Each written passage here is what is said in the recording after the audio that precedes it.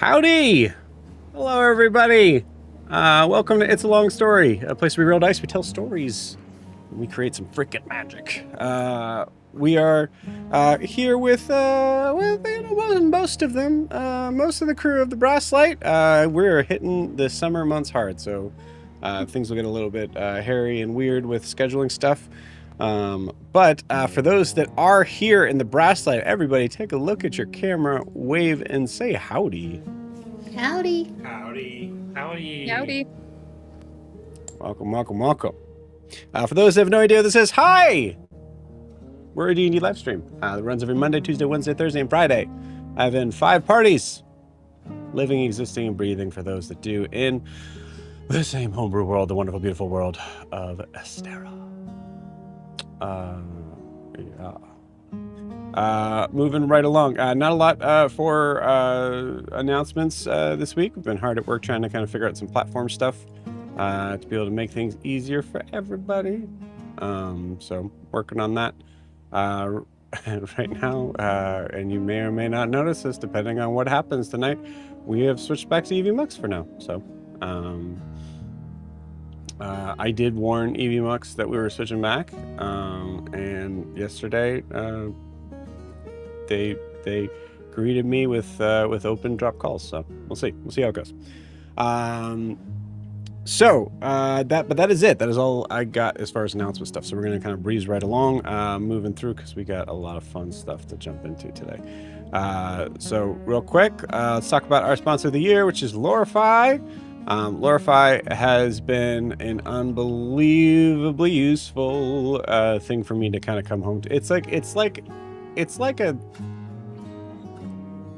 I don't know, what is it like? It's like a soft bed that you know can be there. Is that weird? It's probably weird. It's fine. It just makes sense. It just makes sense for you and for me and for all of us. This sounds like I'm starting to kind of give you guys a hint at my new religion. I'm not. Just Lorify is great. Makes my job a heck of a lot easier. Why? Because I run 5 campaigns a week, and that's a lot. So I am terrible at taking notes, even if I was bad at taking notes when I only had 2 campaigns. So this makes my job a heck of a lot easier as Lorify takes the notes for you. So as long as you have a recorded session, whether that's in person by hitting record on your phone, or if you are recording in a sort of situation like this and you send the audio after, Lorify takes that audio, takes everything that everyone said in all of the session, and puts it into a nice, neat, clean session summary, complete with NPCs, locations, quotes, a lot of fun stuff on there, and it keeps track of specific names and things that you have that you've edited on there. So you should check it out. Go to Lorify.ai to find out more information. Sorry, Lorify.ai to find more information. I don't know how you could at this point, but tell them Joe from It's a Long Story sent you. I don't know. Who knows? Maybe we'll get a basket or something. I love Lorify. I'm so glad we have them for our campaigns. It's great. It's awesome. So thank you to Jordan and the team over Lorify. We love you. Thank you. Moving forward, if you are wanting to support the channel, support what we do, you can do so by really only 2 ways. Liking and subscribing where you're watching this, whether that is on YouTube or Twitch, as we are back now on YouTube and Twitch for the foreseeable future with our platform stuff. You can also check out our Instagram and TikTok, which you'll see down below, right down there at itsalongstory_TTRPG. Please and thank you. That's it. That's all I got. So before we jump into tonight's session with our awesome little troublemakers in the Brasslight, I need to get a recap of where we left off. So Ryan, please take it away. Okay. The session begins at the Broken Spur Saloon, where Mr. Bradley, a representative on an unnamed benefactor, offers Rasa 500,000 gold to purchase the property. Ophelia acts as legal counsel, rejecting the immediate offer and demanding a meeting with the benefactor.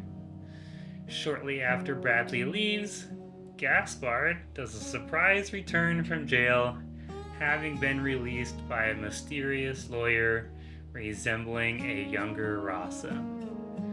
Timothy immediately brings a hungry, poor, starving Gaspard to the sub-basement to meet the AI Nev and the Brassborn Emmeline, listing his help to repair the typewriter interface to access Emery Vargas's locker.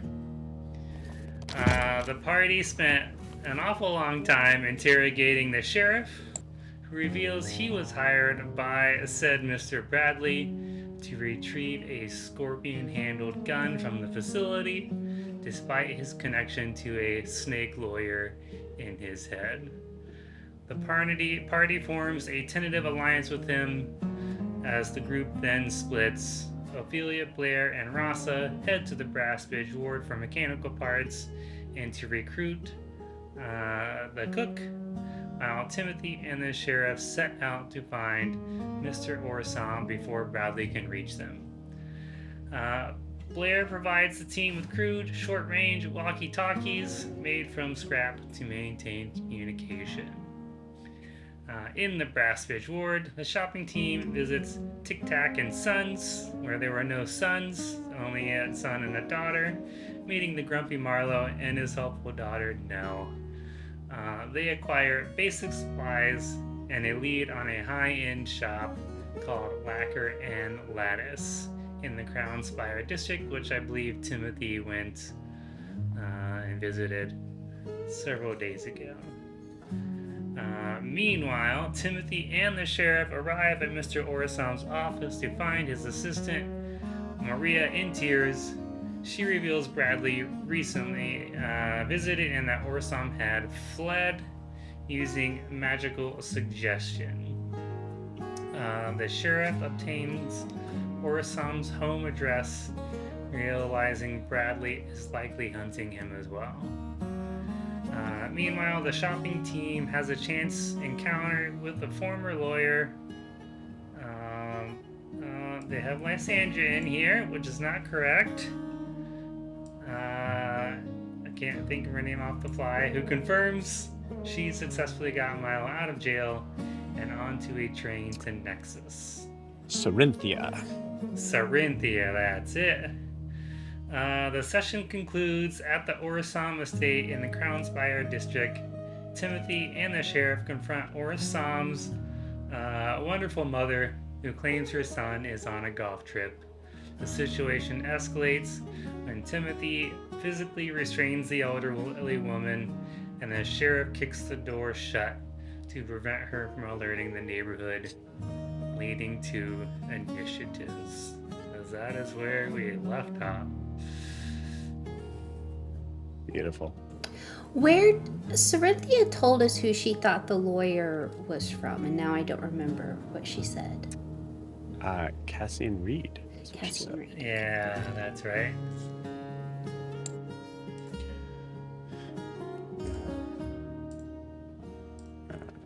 Cool. All right.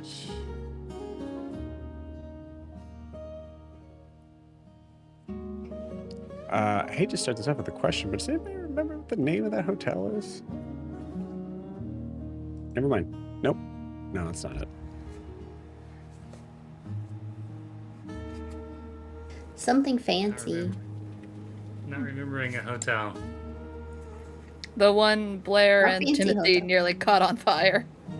Yeah, the one that Jericho Threw me knocked off a Ophelia off roof. of. Oh, okay. Or Yeah, I know balcony? we've been there a few times. It's gonna have to go on fire at some point. It's kind of like a play. If you show a gun, at some point someone's It's a gonna have to Chekhov's shot. gun. Chekhov's gun. The carpets are just soaked with kerosene. I mean, eventually that thing's gonna have to go up in flames. Just one rogue cigarette. Aetherian Hotel. Aetherian, thank you. Yes. Thanks to our AI overlords. Yes, indeed.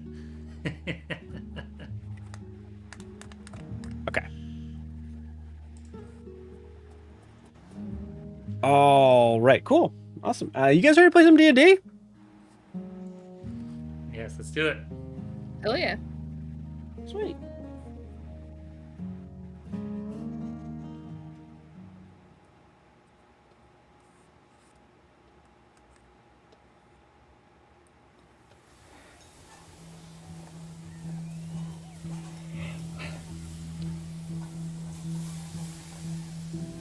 The start of our scene pulls us into a grand, exciting area. Ratia, the capital of Aberlar, the beautiful, luxurious, not a single problem in the world type of place, where we see many high towers and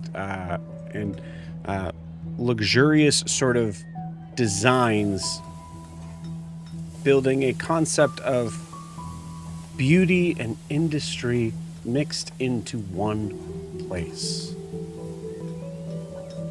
One of the central pieces for Ratia's wonderful atmosphere is the Ethereum. The hotel that we see is spanning a large, I would say football field size area of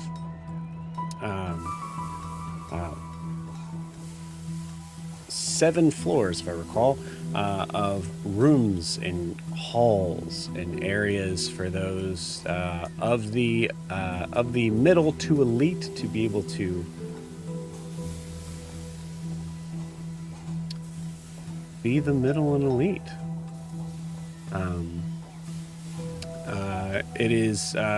We see that there is some very luxurious sort of large. Oh, we forgot that word last time, but sorry. We'll just call it a tapestry.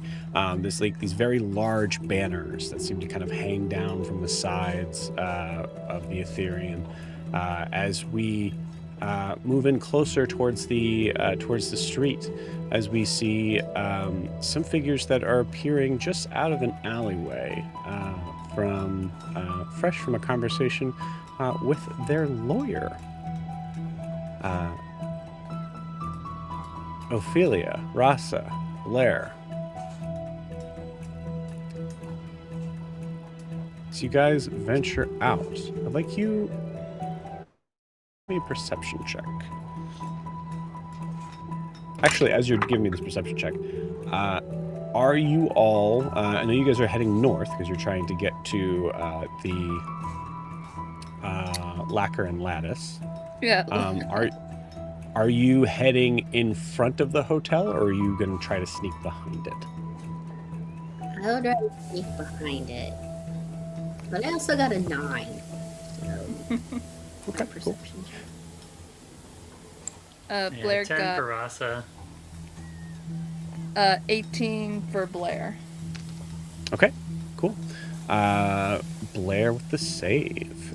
Blair, as you notice that your crew is starting to go the long way around to try to hide from suspicion here, you notice that some of the banners that are here that are kind of extending down from the side, that you're looking at them from the opposite side as they kind of move in the wind, so you can see like this sort of white texture, but you can see gleaming through the sunlight. Looks to be a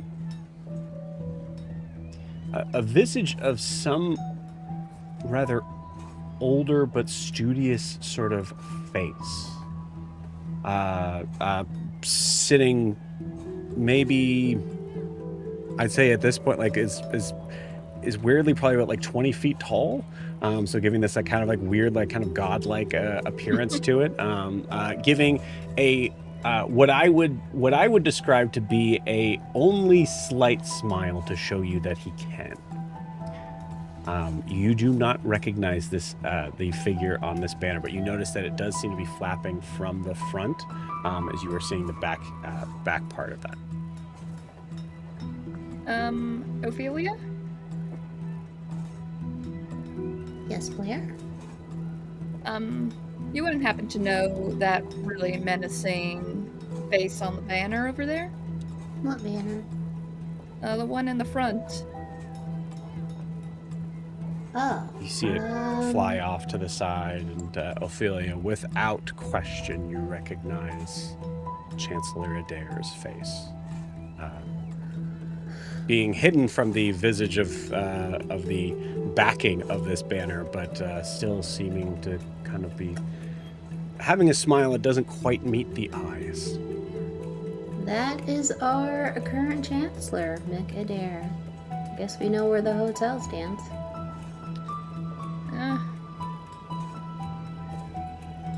I guess we're going to be seeing a lot of these type of posters everywhere. Probably. Interesting. How many of Like these all damn the- banners are there on this hotel? There's only one in the front, and again, it's kind of like you're only able to see it because the wind is catching it and moving it from the front. You guys are at the side, so like the south, the south, but it's facing, the hotel is facing east. You're coming at it from the south side, so you're seeing these side sort of like banners that are coming down. But this is one that is much larger and in the front, and kind of waving out into the distance here. But you also notice that it's only on. I don't know. I mean, it's only on one side. Does it have like a political slogan on it?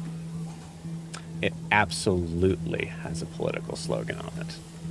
Blair, give me an investigation check.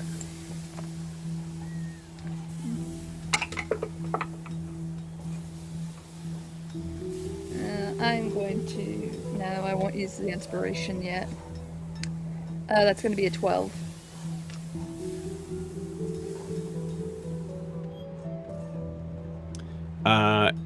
You can read.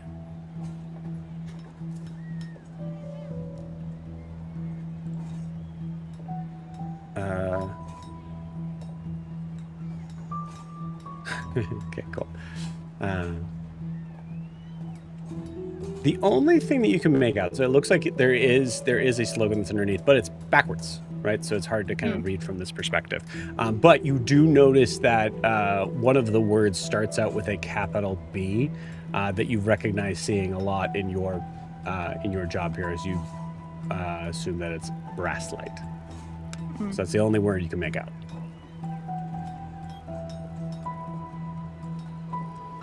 We're also head to the front. Well, yeah, I was gonna ask. I would love to see if they're putting banners for other candidates up too. But is there a bunch of security out that knows who I am? That we should be Only concerned one way to find out. I'm hanging back, and who would security immediately arrest? Me. Blair, Raza, would security know you guys? Blair looks like one of your mean girlfriends from high school. Okay. Which, by the way, one thing we do need to check in on is, Blair, how many of those do you have left? 1 sec. You need to I make had sure a you count. know that specifically. Yeah. I have a count somewhere. We are in the basement for like a month out of game. Mm-hmm. So I just gotta go back session notes to find where I kept a little counter. I don't think I'm a wanted man by face. So I would head up right there, see what's going on. I'm gonna step behind a tree and try to look casual. I have 7 left Okay. of the new scroll. 7 left? Seems like a the last lot. That's the last time. That's when we bought the new scroll, and that had like 10 or 12. Well, okay. Are you guessing or do you know? That's the last time I put in my notes. Okay, 7 seems like a lot. I'll check back on that, but we'll say that you Okay. have at least 2 left. Oh. Make sure when I tell you, you keep that marked down. That's on your side to remember. Yeah. Cool. All right. So as you guys try to head to the front, I'll say go ahead and give me a group stealth check.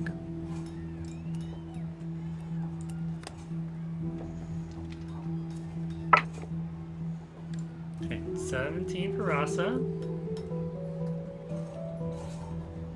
All right. 7 for Ophelia. All right. Getting out the new dice. 25 for Blair. Okay. Absolutely crazy across the board. 20, 25, 17, and 7 for a total of 16.3. I will say 16's not bad. So as you guys are trying to kind of do what you can to sort of blend in here,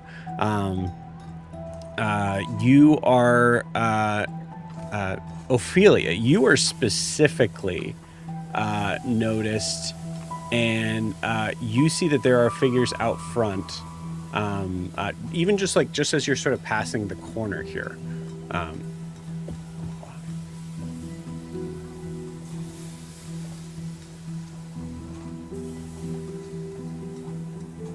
Okay. Even as you're passing the corner here, you're having pamphlets being shoved into your hand from what looks to be just political gophers that are shouting things as they are handing them to you, and you see there is a lot of what looks to be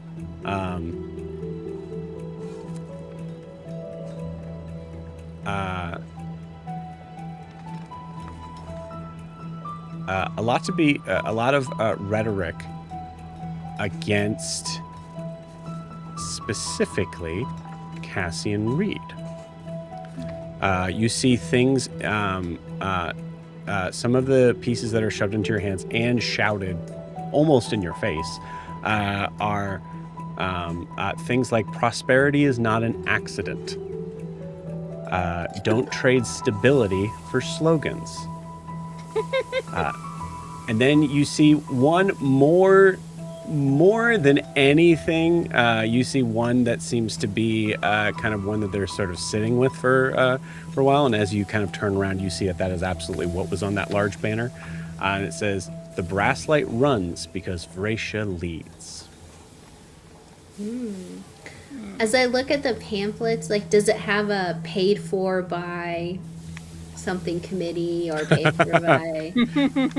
It does not have a specific paid for, but you have an idea of, like, you know that Chancellor Adair absolutely has plenty of money to push that stuff around.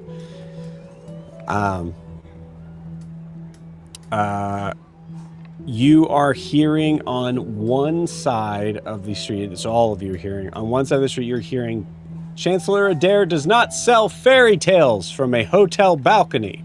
He has kept the factories running, the rails moving, and the wages coming. Cassian Reed calls it freedom when every city pulls against the next. Chancellor Adair calls that a country coming apart at the seams."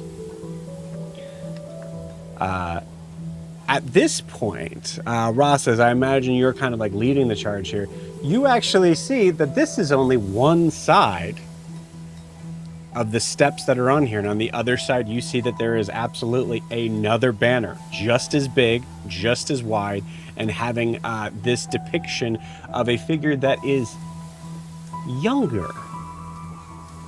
Very warm, relaxed smile. You see the little kind of mustache that is perfectly manicured, but you see that the collar that this individual is wearing in this picture seems to be a little bit smaller, a little bit more relaxed, a little bit more everyman. You are noticing on that side there are people that are doing exactly the same thing for Cassian Reed. Do you head over to that side? Yeah, head over there and see what they're about. You got it. You see underneath Cassian Reed's banner is something that reads a little bit simpler. "Let Abravar breathe." That's it. Simple. You also get the occasional sort of pamphlet that's handed out to you, a little less forceful, as it seems like maybe the training from these for these people have been taught to maybe not shove these things down your throat. But you see signs that say "Read for a freer Abravar." You see one of the things says the rails belong to the people who ride them. You see another one that says stop feeding Vracia first. And then another one that I would say you particularly notice, it says a nation of cities, not a throne of guilds. Wow, these are some pretty good slogans. The words that you hear that are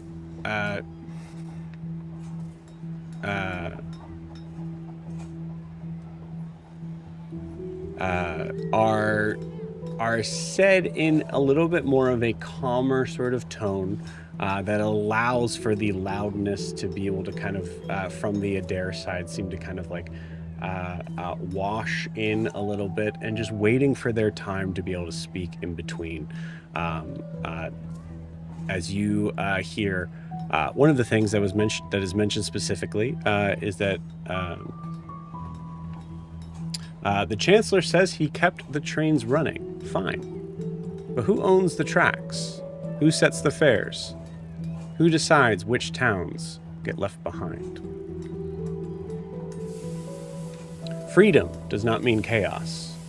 Freedom means Vracia stops treating every other city like a pocket to be emptied.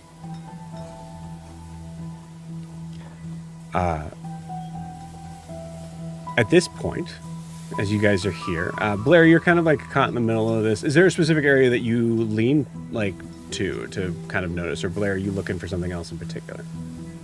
I'm looking at the Cassian Reed side. It seems a lot more like a younger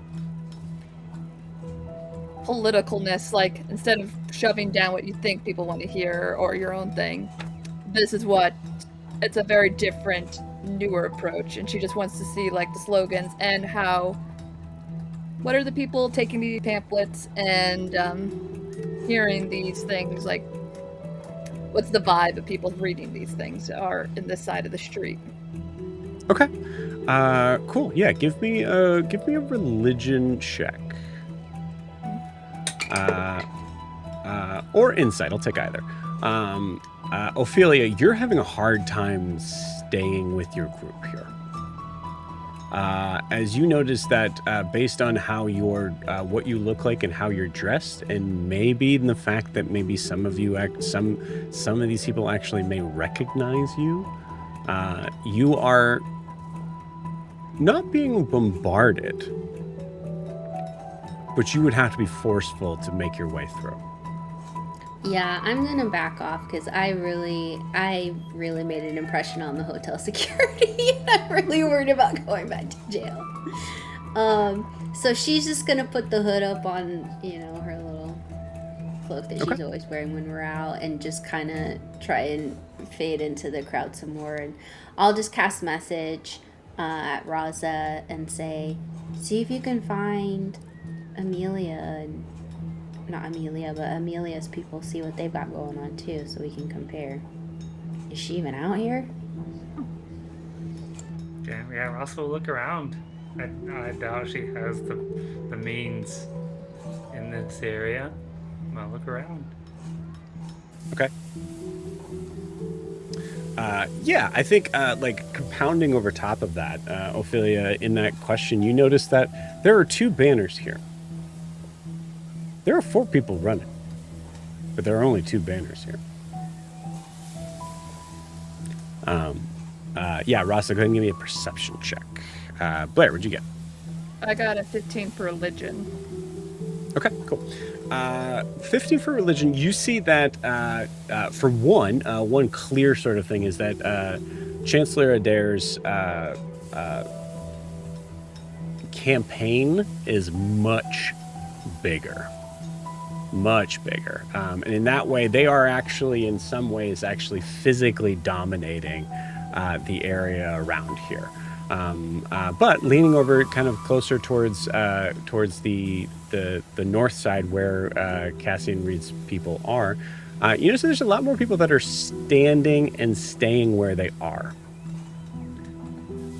as if they're listening, as opposed to the massive flock of people from Mikader's side who are taking pamphlets, nodding along, waving, and then moving on about their day. To actually being engaged with what's being said to being passive about it. Yeah, I guess so, yeah. Rasa, what did you get perception check-wise? 17. Okay, cool. They 17. Looking at this, this strange kind of split down the middle. You are trying to kind of gain an idea of where Amelia Craswell's people are, and as you're looking around, you actually see another figure shove a pamphlet into your hands.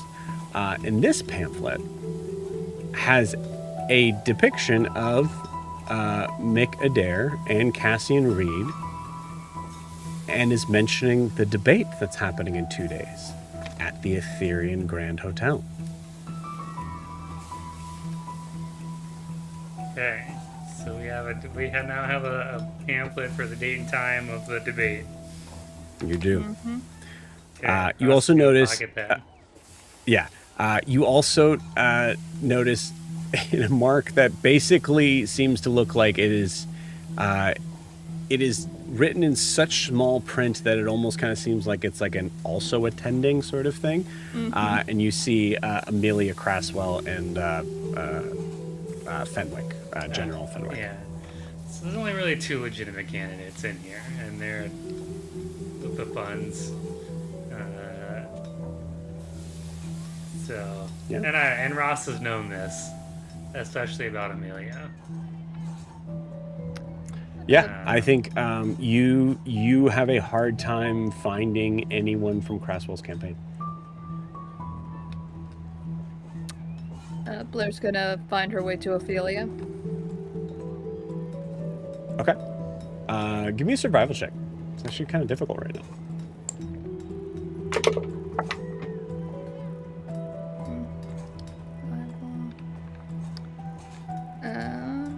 A 12.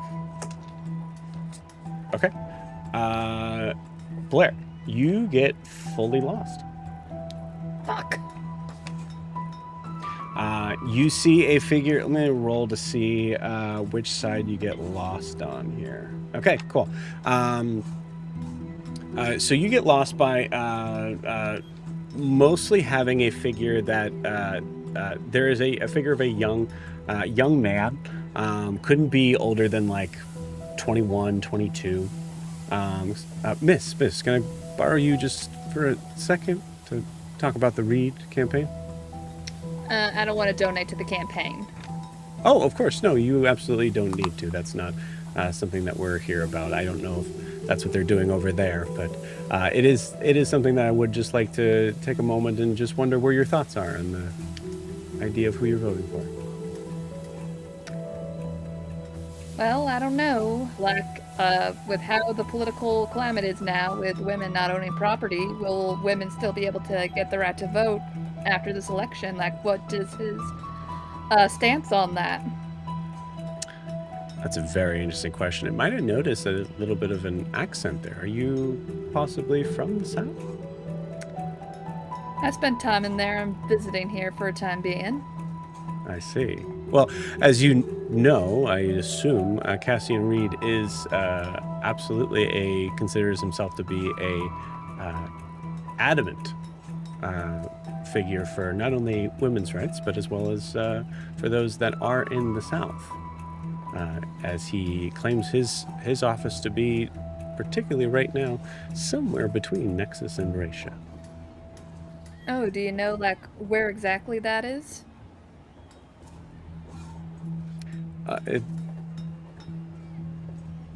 What? Like, what city We is it don't- in if it's between there? I'm sorry. Speaking figuratively, of course, the idea of the office of Chancellor Adair seems to be particularly just focused on Vracia and not Abravar as a country. Well, you brought up the South. That's a part of the entire continent, not just the Agreed. city, so... Absolutely. And the funny thing is that with Mick Adair, it seems like most of his designs, everything that's been pushed from his side, is procuring the idea that Vracia comes first, which is nice for those that are in Vracia. But what about those in Nexus? What about your family, I assume? Well, the free cities don't get to vote, since they are, as you know, in the free cities. Did you know that's technically not true?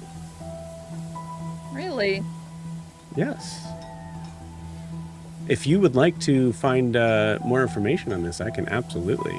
If you have information for family members and friends that live in Nexus, we can assist them in traveling to Vracia to vote. That would be very interesting. I have a very bit, especially in other, I'd hate to say it, but minority communities. I bet you have a hard time reaching those. It is somewhat difficult, yes. We try our best, but unfortunately, you can notice from our friends over there, they do like to play a very loud game. I will Yeah? tell you what, I will get your name and your information, and we will reach out to you about the specifics of that as soon as we can. All right. What is your name? Blair. Blair. Lovely name. Thank you. What is your last name, Blair? Thornwick. Thornwick.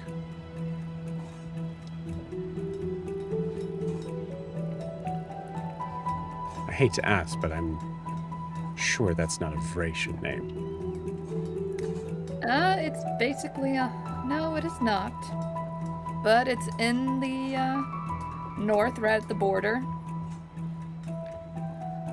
Oh, whereabouts? 2 points. It's technically in the border of the north. I see. 2 points. I'm afraid I'm not familiar with that town. It's pretty well hidden. Right, great. And a place that we could reach you at?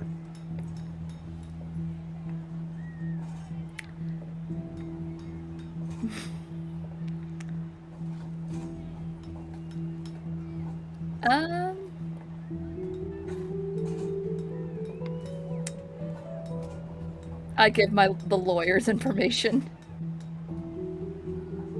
Okay. What do you say? What's the lawyer's name again? Sarah can't remember. Cerinthia Boltvale? Corinthia. You can probably contact my lawyer, Cerinthia Boatvale. I've been doing a lot of businesses here and there, so I'm staying in a lot of different places, but she can get a hold of me anytime. So you would like us to send information to your Vracian lawyer? Like I said, I'm just so busy. I'm actually have to go right now. You just caught I got a lot of things to do. Of course, I understand. Well, I will try my best, but Boltvales are famously Vracian, and from what I understand, for those that are considering Vracia first, maybe Mick Adair is the choice.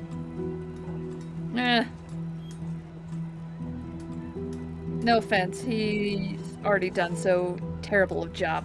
I am not voted. It's the last person I would vote for. Trust me, no offense taken at all, but unfortunately, having a Vracian lawyer sometimes makes that a little bit tricky. I'm a little worried that information may not get to you. Well, maybe if you can give me your campaign headquarters, or at least an outreach I can reach. Absolutely. I'd be happy to do so, yes. Here's where we could be reached. Hands you a slip of take- paper. Okay.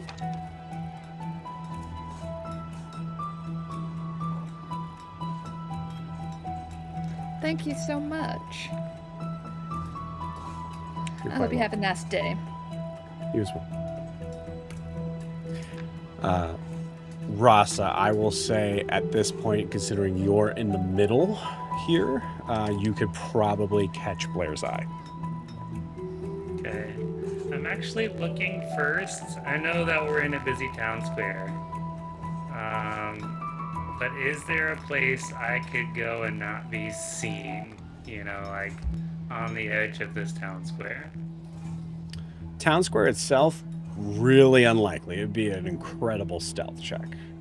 But I mean, if you wanted to kind of try to duck down an alleyway, the only thing would be is to be able to kind of figure out exactly where you're able to kind of come back to would be somewhat difficult. Yeah, I don't necessarily need to get back here myself.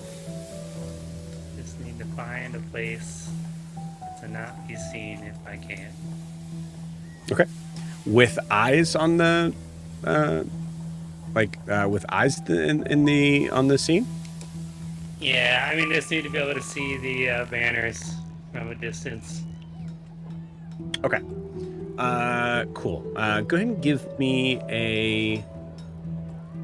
we'll say that this is a perception check.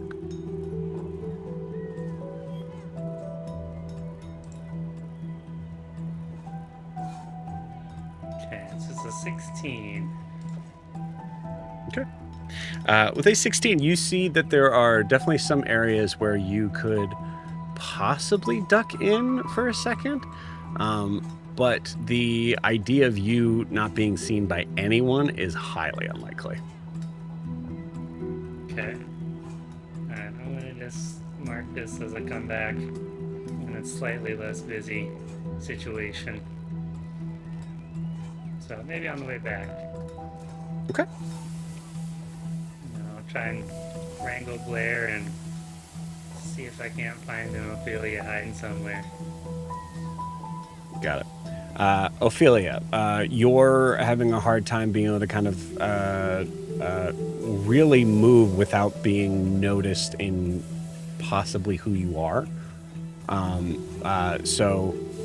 Is there a specific area that you're looking towards, or are you just trying to find your party? I was trying to, like, if I could, try and keep my eye on Blair and Raza in the crowd, but I don't know if I was able to keep tracking them.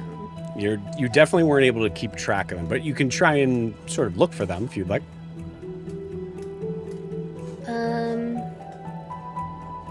Can I? Because I remember there being a coffee shop kind of like around there too. Is that true? Could she make her way towards the coffee shop to try and get like a broader view of the hotel melee? And see The if she can coffee spot shop, them? the specific coffee shop that you're talking about was nowhere near the hotel. Well, okay. But I mean, We had there a are clothing shops store around. that we went into. Hmm? The clothing store. Yeah, there was a clothing Yeah. store that you went into. I that want was to by the go towards hotel. like one of the stores to where I feel a little safer there, and if I can get a broader view of the whole crowd and maybe be able to spot them Okay. if you I'm got it. not like in the midst of it. Okay, so the goal is to see the parties, to find your party, right? Yeah.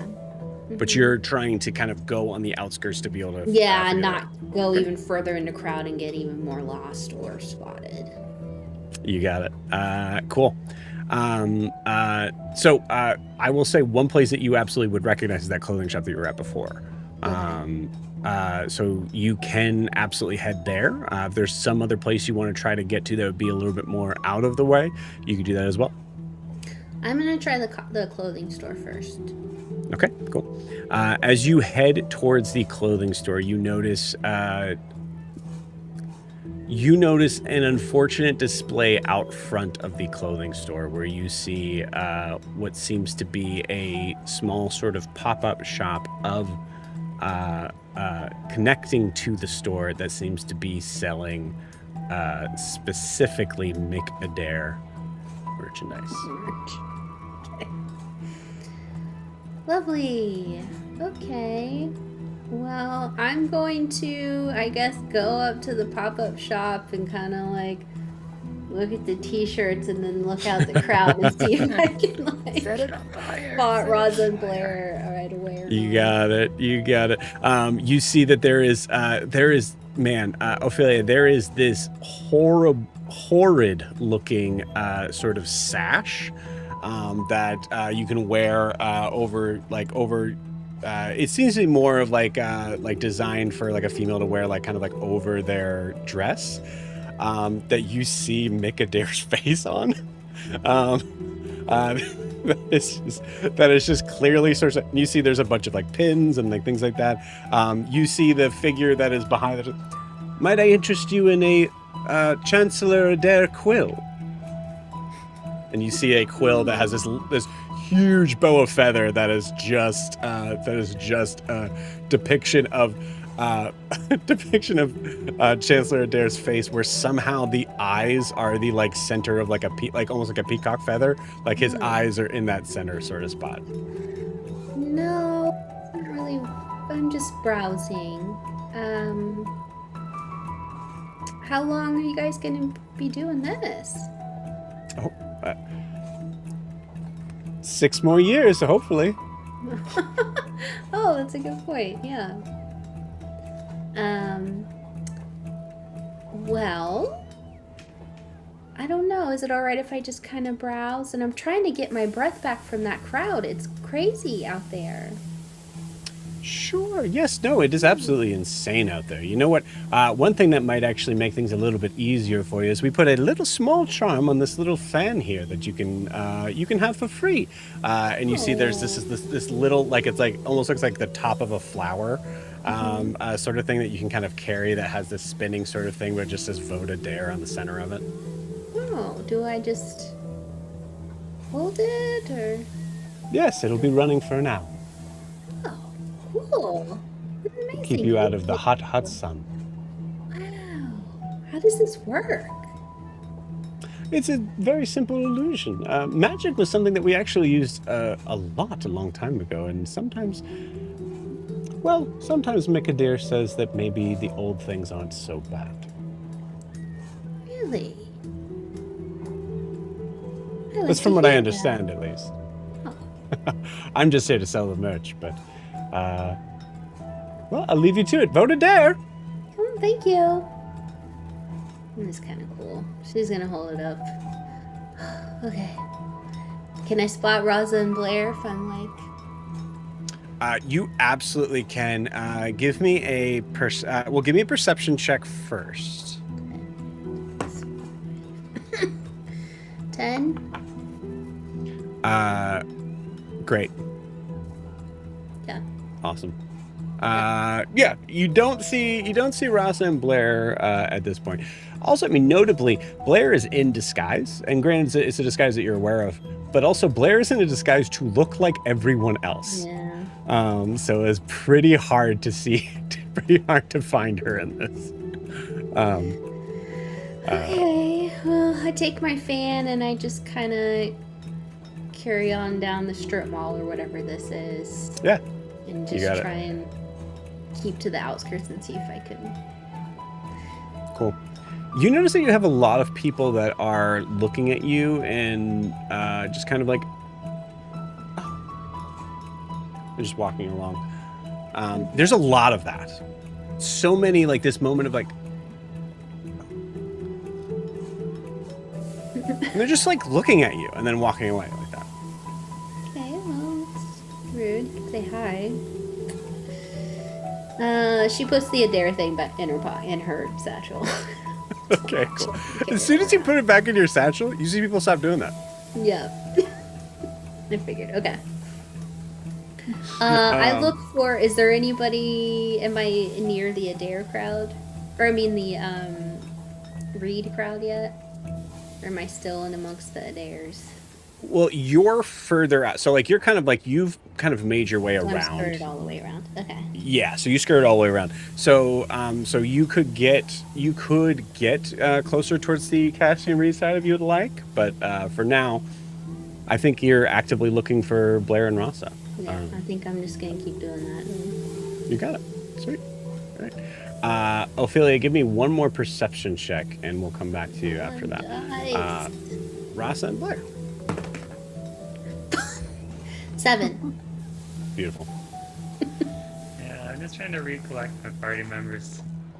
I like saw Okay. Blair a second ago, and then I was distracted. So, I was trying to find anyway. Yeah. Go ahead and give me a. I'll say for Ross and Blair, you guys are both trying to find each other, right? Yeah. Okay, cool.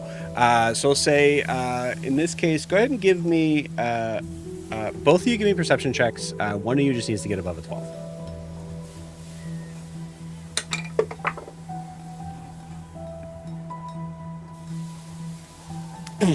Nope, not one. Cool. Awesome. 9. Great. Blair, you move fully into the Adair side. Rasa, you move fully into the Cassian Reed side, and both of you guys completely miss each other. As Rasa, you're now seeing a couple of figure approach you in your getup, and say, excuse me, sir, can I borrow you just for a second? You seem like you might be just the type of person that may be on the fence on voting. You don't need to waste energy on me. You know who I'm voting for.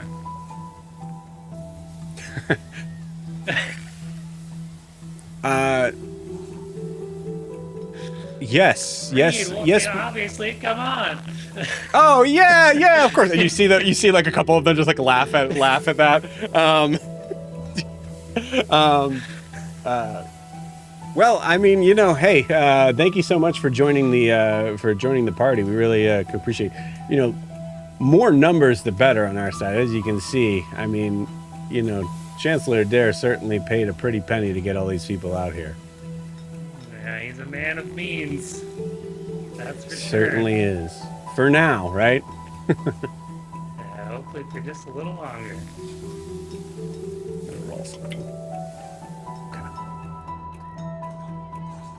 You see another individual come up as this is happening. It seems like now, okay, so Rasa, you did have one person on you, and now you have 2 people on you, and then a third comes up.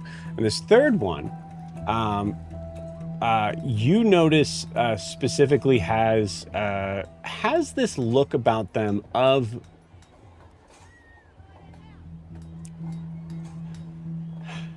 he looks like someone you would get along with. Someone of your type would get along with this person. A lot of like, you see that this person is wearing like a nice like kind of like buttoned white shirt, but you notice that it's like kind of rolled up rolled up to the sleeves are rolled up. You see that they're wearing overalls that have like brass clippings on them, or excuse me, not overalls, suspenders that has like brass clippings on them, and you see that his brown pants that he's wearing seem to have like little like scuffs and tears in them. As you see him come up to you, and you see he has a pamphlet in your hand. And at the phrase that was said of "at least for now," you see this individual go, "We talking about what we're thinking we're talking about?" You immediately see these other 2 figures don't know this man. "Oh, sir, I'm sorry. We were having a lovely conversation about how crazy it is over there." Yeah. Somebody should do something about that. Yeah. You got something up your sleeve? No, I'm just talking. Talk Me, I'm over just one man. These days? Anyone else feeling hearing Ryan like buzzing out a little bit? Okay, cool. Ryan, we're gonna pause you there if you want to just jump out and jump back in real quick, see if that fixes it. As you are stopped by a strange individual. Blair, you're on the side, and Blair, to correct me if I'm wrong, but you are like kind of like wearing this like nice frilly dress. You're dressed like one of Ophelia's mean girl friends, right? Yeah. The redhead one. Yeah.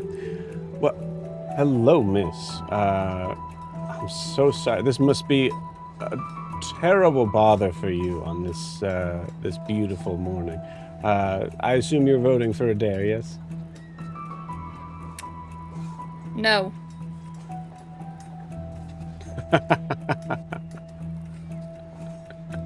Right, yes.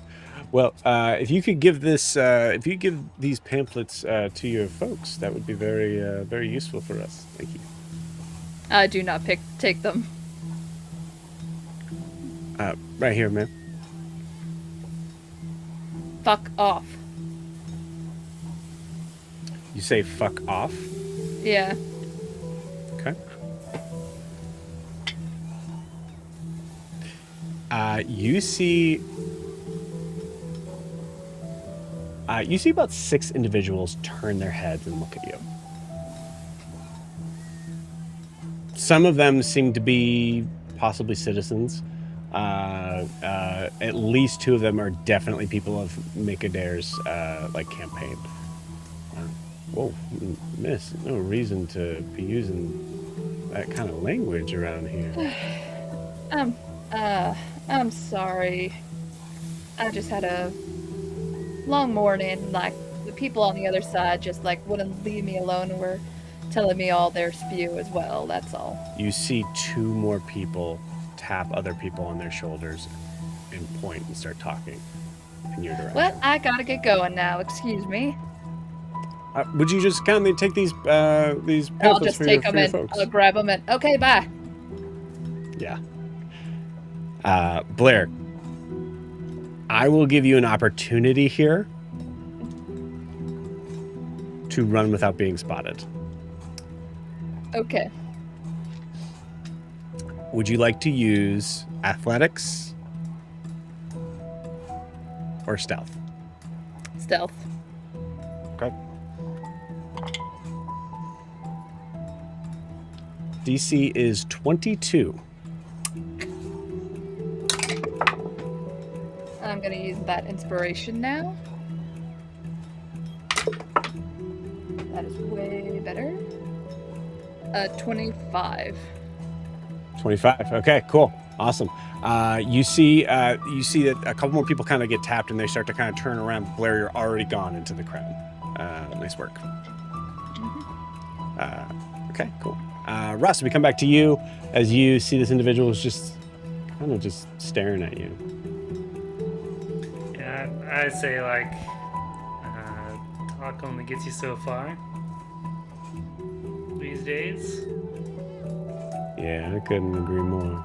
Michael Baskets. Oh, raise your hand, Ross is strong. Nice to meet you. Nice to meet you. These people around here, these other campaign people haven't left. They're here in this group right now.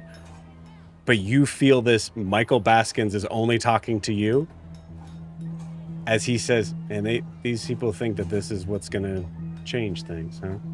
And you just see the other campaign people they start to just dip out, like they start to move out Yeah, from this, Ross from will this nod to situation. the other campaigns, getting its little tip of the hat. Oh, Michael, can you just get a drink somewhere a little quieter?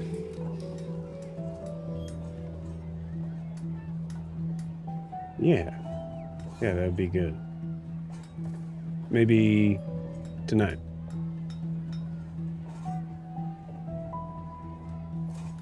Yeah, somewhere nearby would work out for me. All right. Let's do...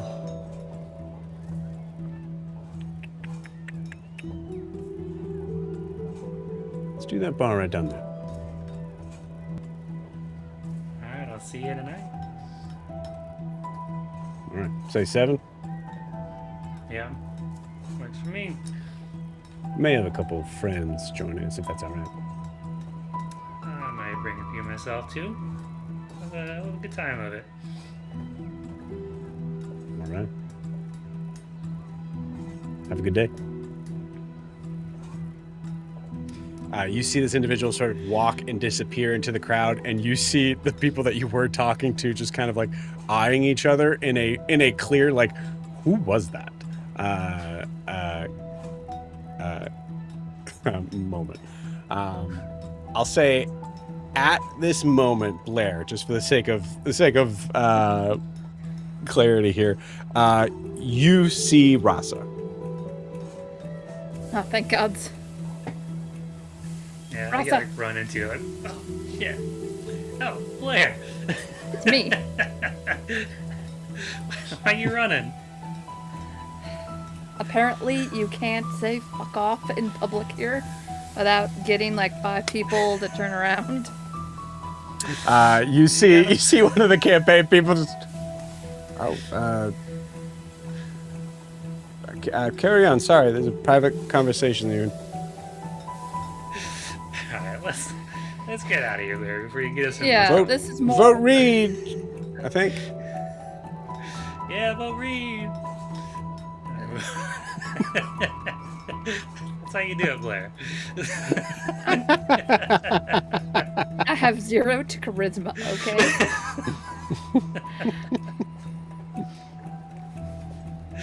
Okay. Yeah, anything else you guys want to do here, or do you want to try to kind of get to the outskirts and sort of try to find No, I Ophelia? think we're trying to get out of the crowd. And You like, got it. all right, where would Ophelia be? And I do feel Well- like, okay, we didn't make a plan, so let's go somewhere familiar. And I do know that we went by that shop. Yep. And so like maybe I would just start there for the absence of some other plan. Okay, cool.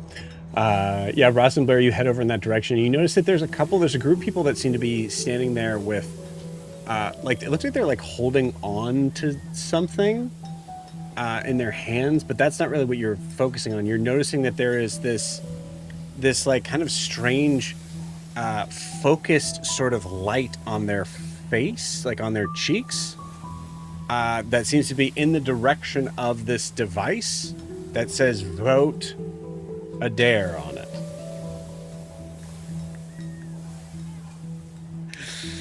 Oh, that's Trixie. That is Trixie. Okay, well, I'll avoid taking any of the fans here. And just start like seeing if there's an Ophelia around. Yeah, cool. I think Blair, you notice also that a lot of them, like Rasa looking, we'll say that like most of the figures there seem to be like high and rich, like sort of like female figures that are holding these things, and you see that they seem to be appreciating a lot of the attention that they're getting from these people that are kind of like looking at them and just kind of just nodding and looking away. But Blair, you see one of them just like, what? You do that's like messing with your face, right? Messing with your face. I take it out of her hand and put it up to mine. Help! Help! Jesus Blair, Christ. you're making all types of things here. You see there's like 3 more people that sort of kind of turn and look in your direction. No, I'm trying to fucking show you, see? And I turn it on to show what it happened. Rasa, you see everyone on this street corner. Ophelia, you find Blair and Rasa 100%, because now Blair is creating a crowd of people. Rasa's separating himself from Ophelia Blair. hustles I over. know this person right now. She struck me on the hand. Oh, she did no such thing. Honey, let's go. And I kind Excuse of put me? my... Excuse me? you. Yes, she took my fan. Here you go. And I give her mine. Now go on about your business. I don't even know how long this is gonna work. Goodbye. And now Ophelia, you see it on her cheek as you see her just turn around. Just walks down. I fucking hate this place. I know, let's just go. Where's Ralpha? He abandoned me. Yeah. Yeah. Language, I'm little on the crowd lady, you circle. hear as you're walking by. Yeah. Walk Alright, I'm gonna, faster. Let's go. Yeah. Join up with the group outside of the circle of judgment. You see an older, very distinguished gentleman just going, kids these days, it's incredible. They have no idea. They have no manners at all. You're so rude. So rude. Yes, indeed. Good day to you, sir. Good day to you.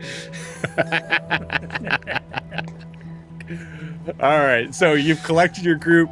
You see the scene of what's happening here. You've gotten a pamphlet. You've met some individuals that seem to be not interesting particularly, and some that are. We're gonna pause you guys there. Meanwhile, do that to yourself.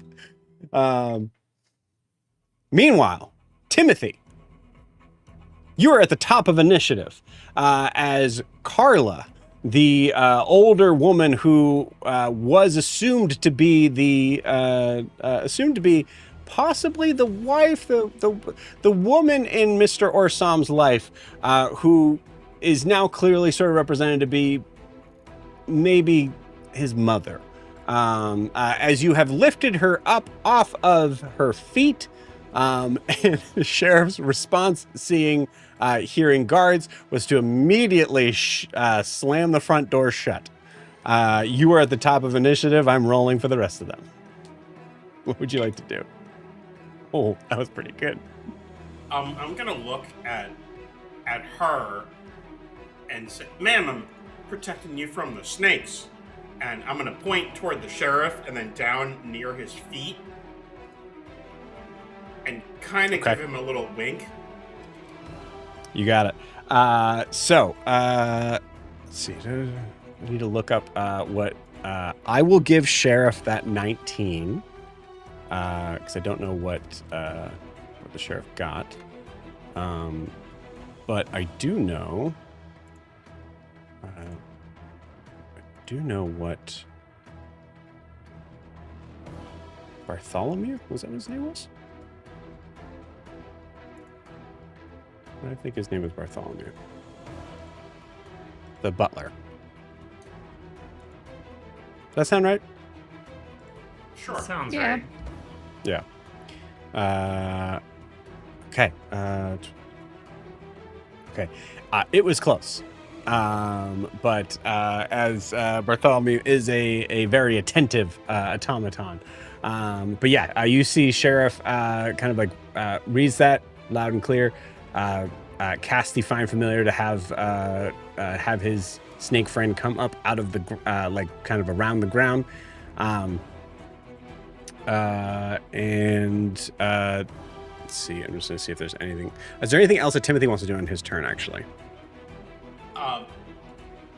No, he's just trying to make it appear that he's keeping her just not away from the snake or whichever direction. Like he kind of pointed toward the sheriff's feet, so he's trying to like position her away from that. You got it. Cool. I'm actually going to say that that instead the sheriff is casting minor illusions as a cantrip to be able to, because the familiar is there, so the minor illusion to be able to have the snake seem to kind of like appear up from a hole in the ground, like from like a hole in the wall. Beautiful. All right. So it is now Bartholomew's turn. as he sees that. I just need to give him a wisdom save. That's a 2. Okay, cool. Beautiful. Bartholomew immediately yells, "Snake! Snake! Miss, there is indeed a snake!" And you see him like kind of like backstep and then zoom over to where the umbrella stand is, and pulls out an umbrella to handle the snake. And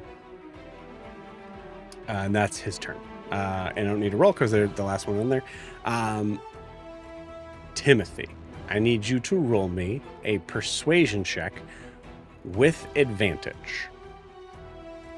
Or deception, either one, whatever's bigger for you. Technically speaking, there is a snake. I will allow for either. Yep. It's not going to matter. Either one is going to be just be bad, but we'll see. You never know. Oh, man. Dude, your rolls. I can't tell what that is. I see a 5 and a 6 on my end. Okay, it landed on the corner, so I couldn't tell if that was a 6 or a 14. I can check your history thing here.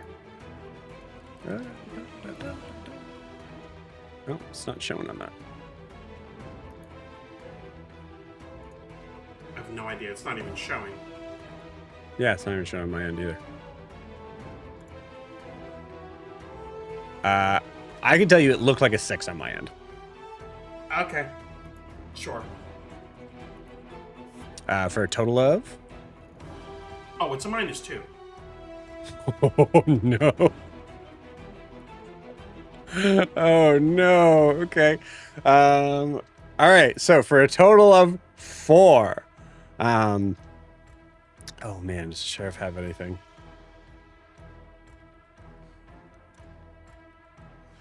Come on, sheriff. Come on, sheriff.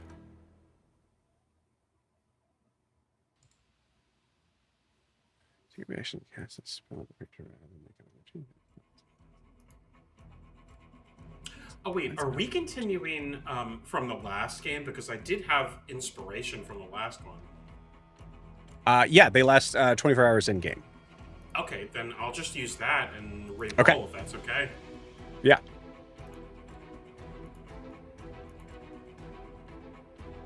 That's a lot better. That was a nat 20. -2 is an 18. Cool. You got it. I will say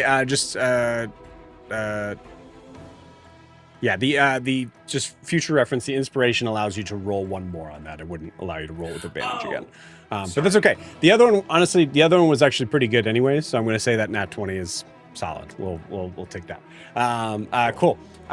With that, you see Carla, who is screaming, now fully envelops her arms and legs around your arm.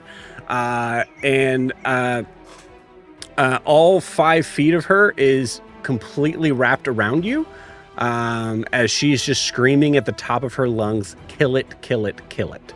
And that's her turn. Ma'am, it's just a snake. The sheriff here will take care of it. You're messing Kill up it! too. Kill it! Kill it with fire! I'm gonna like walk her to another area to try to put her down. He just... I was like, she weighs nothing. So yeah, you're able to... she's this little old lady. You just walk... Actually, here. Actually, this is a good idea. I'm gonna try to grab the other robot. What did Bartholomew. you say his name? Yeah, I'm gonna try to grab Bartholomew and escort him along with the old lady into another room so the sheriff can take care of the problem. Okay, you got it. I'll say for this, we'll count this as the idea of you, you basically kind of, because you're having to kind of grapple both of them and they're willing creatures. I'll say that it's an athletics checks to be able to kind of bring them both out of this scene. Yeah, and I don't imagine him like physically pushing the other guy. I think he kind of like very gently puts his hand on and sees if that's something that like if he would move, he'll just move. That is a 23. Okay. Cool. With a 23, I will say, like, if you were... You notice that, as I've been mentioning a couple times, that Bartholomew has been, like, zooming around. You notice that Bartholomew is on wheels. So I will say, Timothy, even though you're not trying to use your physical force to move it, you feel that because this is a this creature would be willing, but is using. You're basically kind of like pushing them along to kind of move with you from there. So yeah. So we'll say that works. Cool. And you move. Yeah, I'd say you're able to move your full movement as you go from this large entrance hall, this magnificent double, to be clear, double chandeliered entrance hall into what looks to be one of the dining rooms. You immediately hear Carla just yelling, "Shut the door! Shut the door!"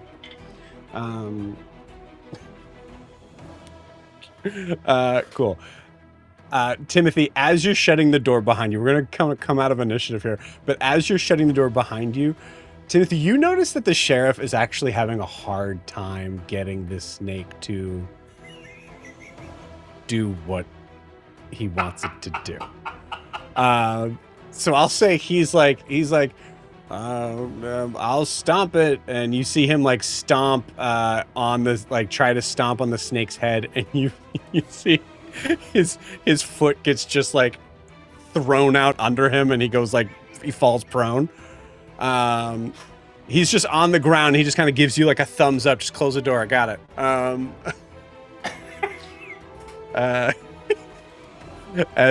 With that, I think you're out of initiative.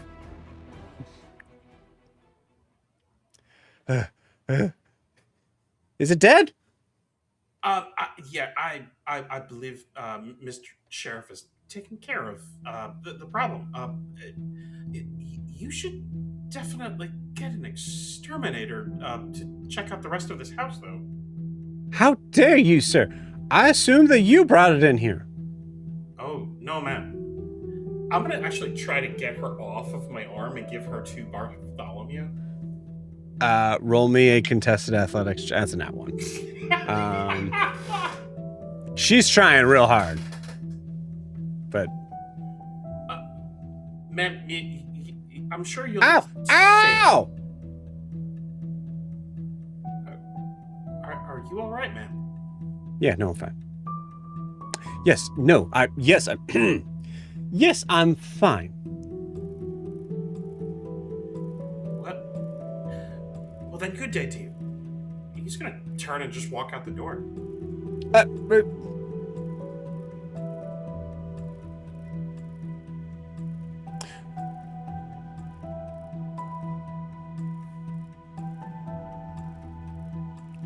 Let's say that you weren't convinced on where my son was. Why would that be? So he'll stop. You hear thrashing in the background. Yeah. Just like behind the doors. His hand is like glass on breaking. The door. He's like facing the door.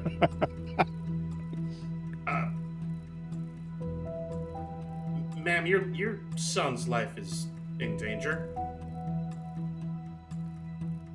I knew it. It's because of that bitch Maria, isn't it? I believe it's... I knew she was bad news. I believe it's some kind of business that he got involved in.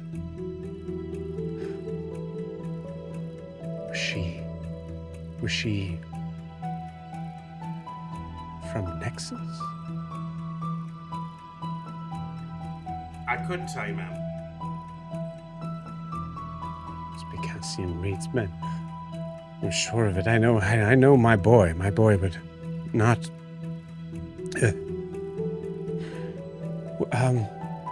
what do we do? What do we do? What do you do? I was sent here to fetch him to get him to protection, man. You're trying to protect him. Yes, ma'am. Okay, great, awesome. Do that. Find him. What do you need? Well, a lead would be good, ma'am. We were told he was here. Well, there's that bitch Maria. She's this whore from the south side of Raisha. Still the Crown Spire district, but you know. Do you know her address, ma'am? No. But I know where you can get it. Yes, I know where you can get it. Come with me. She grabs your hand and like starts to kind of like run. Her running is you walking. You hear a couple of other like kind of crashing sort of sounds. You see Bartholomew behind you. Just, man, what did you want me to do about that? And you just hear her just yell behind her shoulder, "Fix it!" And just kind of starts to bring you. Timothy brings you all the way up to what seems to be a wing that is horribly decadent. A lot of reds and golds and like everything smells of mahogany. Everything. And you see that there is a set of double doors that she guides you to. And she goes, now, you do whatever your robot brain does to find that address that I'm sure is in there because he sometimes forgets things. And you find that, and then you find him, and you bring him back to me. Safe and sound. Understood? Let me take a look now. Great. Anything else I need to explain for your programming? Just to. You just need to tell me to start, man. Engage. Thank you. I'll turn and start working.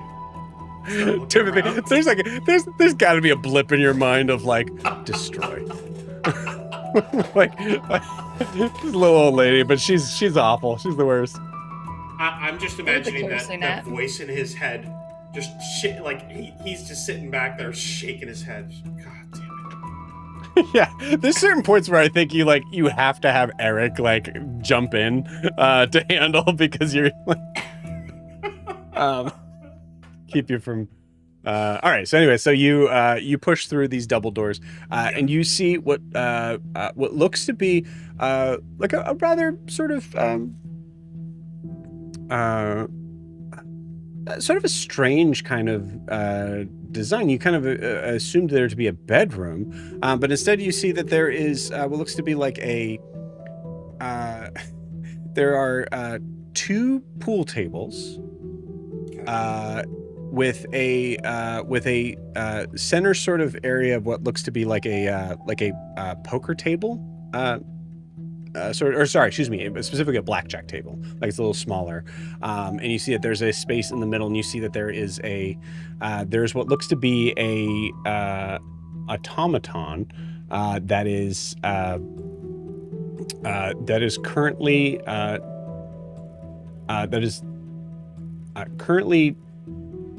offline,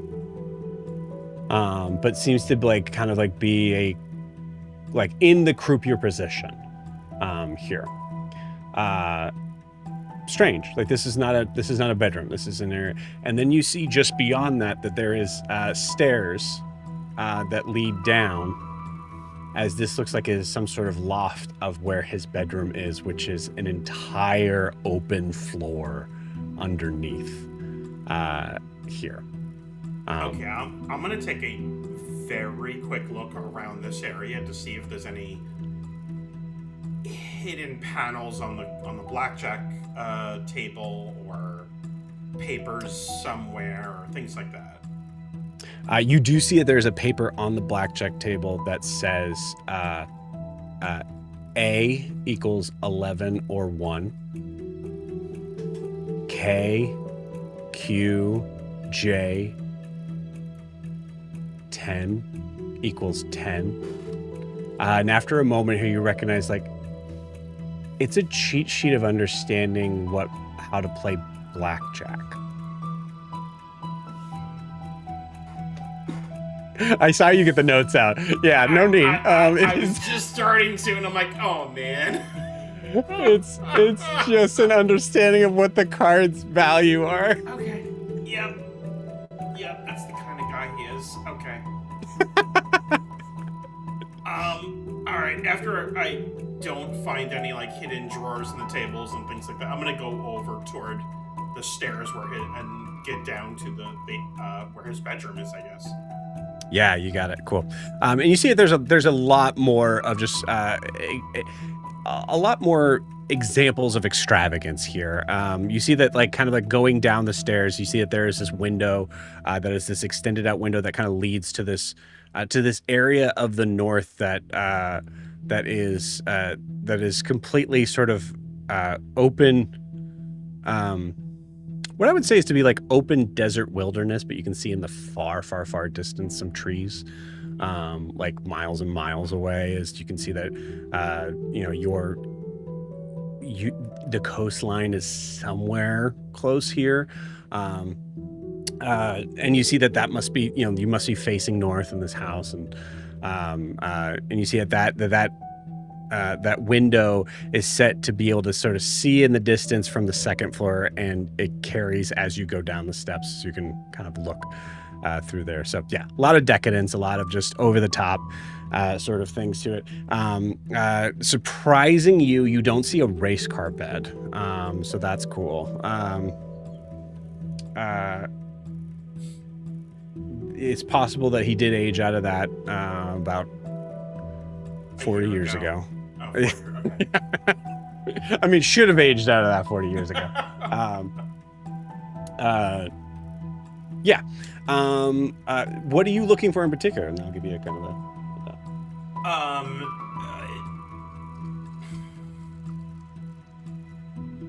I'm looking for his private hiding spot where his mom is not going to look.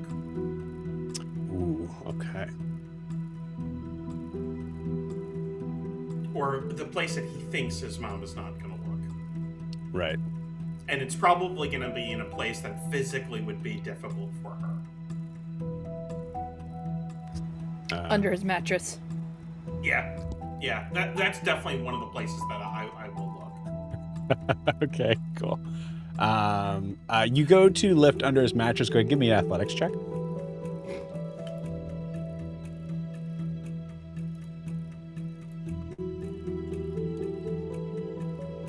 19.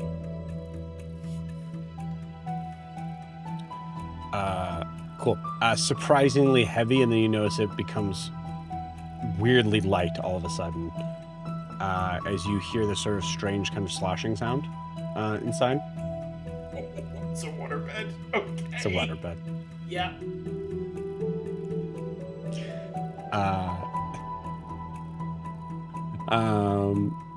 Cool. Go ahead and give me an investigation check. Oh, this is gonna be bad. That's okay. It'll be fun. It'll be fun. Wow. 13. Actually, not hard. 13. Okay. Not bad.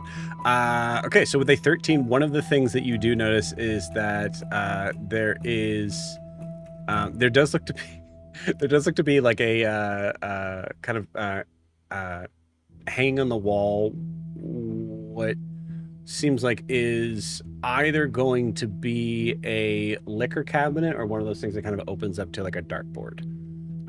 So you open it up, and you see it is indeed a liquor cabinet, but you see that every single bottle that's here seems to have some small like solid, what maybe like from Timothy's perspective, like kind of like pill shaped sort of things. All in different colors, mostly bright. Interesting. I take them. Cool. All of Yeah. them. You. Well, no, I'm carefully taking each one and putting it in the bag of holding. Okay. Cool. Each bottle. Uh-huh. Great. Awesome. Because I have no idea what it is, but I know people that will probably be able to figure it out. Absolutely. Yeah. 13, you also notice that there is, you do see that there is a door that is most like a closet. You open it up and you see that there's actually a full open walk-in wardrobe here. Each area is actually separated with labels like for impressive entrances, for stern ownership meetings, like things like that. Like everything's already labeled by like things of, you should wear this for this occasion. All right, Joe, you know what I'm going to ask here? Yeah. Will anything fit me?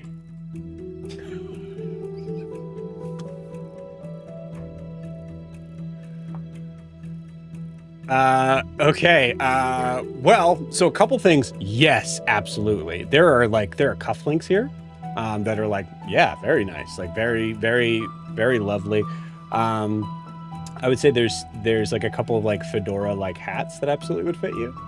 I would, man, you can ask in particular. I'd say for the most part, pretty much anything else is going to be just way too small, I think. Okay, I'll grab those things that will fit me, plus 5 other outfits that I think might look nice on Rasa, and they're all Beautiful. going in the bag of holding. Hell yeah. Yeah, I love that. Cool. Timothy, roll me a religion check. Okay.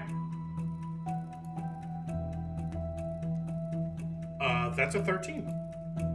Okay, cool. The 13, you get some very nice stuff. Yeah, I mean, looking at the labels, it actually makes things pretty easy for you. You see a thing that says for entertaining dinner guests. And then you actually notice a specific label, I'll say with you kind of like you see for when Chancellor Adair visits. And you see a very nice sort of jacket that has these like kind of like gold, these embroidered sort of gold lapel, like, is it lapels on the side here? That's not too much, but just enough to kind of show an area of like of Vratian pride, essentially. That's great. That's all I'm finding in the room, correct? Like in terms of like paperwork or things like that. Okay. Well, you roll a 13, right? Yeah. Okay. I mean, that's my serious question, and then my stupid question is, in a place with this much ostentatious wealth, they have to have some artwork on the walls. Absolutely. Yeah, he's Yes. taking all of them. Okay. Just gonna walk out with a Rembrandt. Oh no, it's all going in the bag of holding. If he has to break the frame and roll it, he's doing that. That's great. But yeah, well, we gotta decorate the new digs. I love it. That's great. Cool. Yeah, you see. Yeah, what would be the equivalent of like some sort of like very? Oh God. We'll say it's.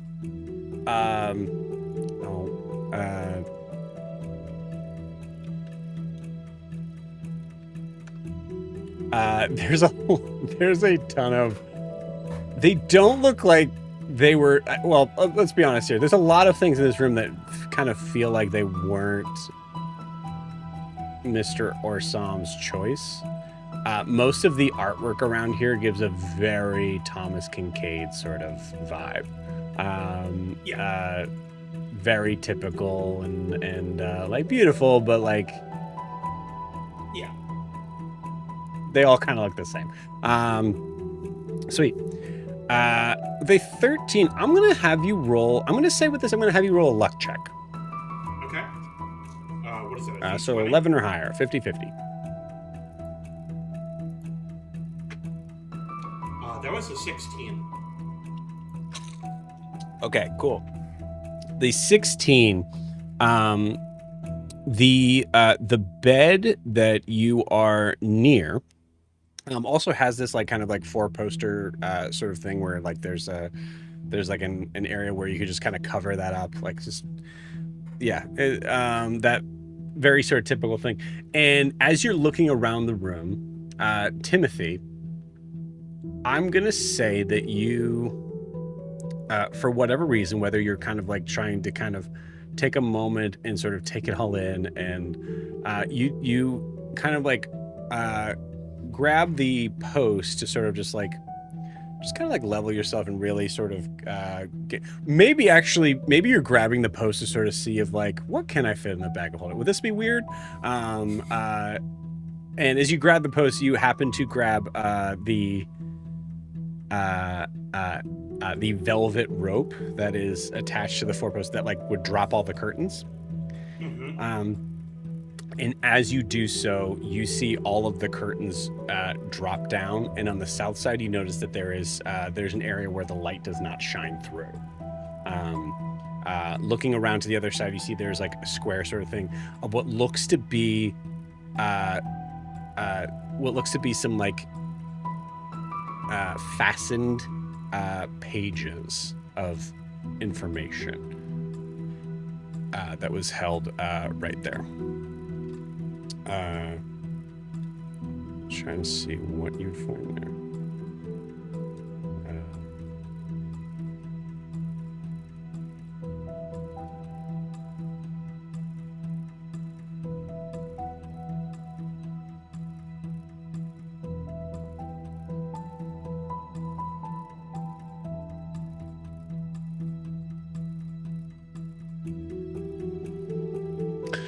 Well, so one thing you would notice is specific sort of markings of bills of sale for the Broken Spur, and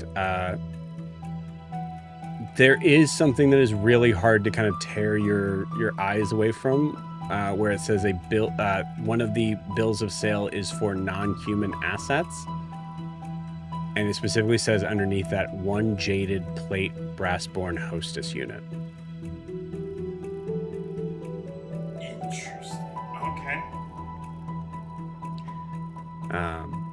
And who is the other party?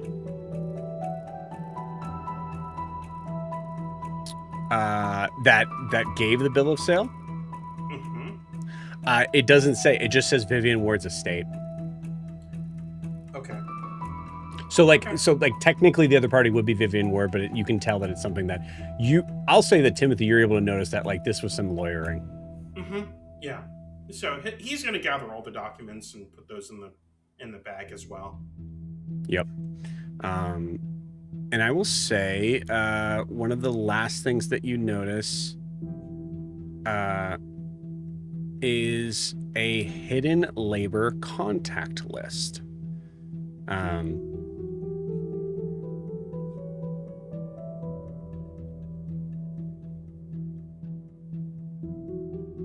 Which does not seem to be actually a labor contact list at all. It actually seems to be a coded list of names that have frequented the Broken Spur, which is just really Rhea and Gray. So you see Gray's name, and you see marking underneath that says former forge master, influence among older workers, watch closely. Beside Rhea's, it just says soft face, hard mouth, likely agitator.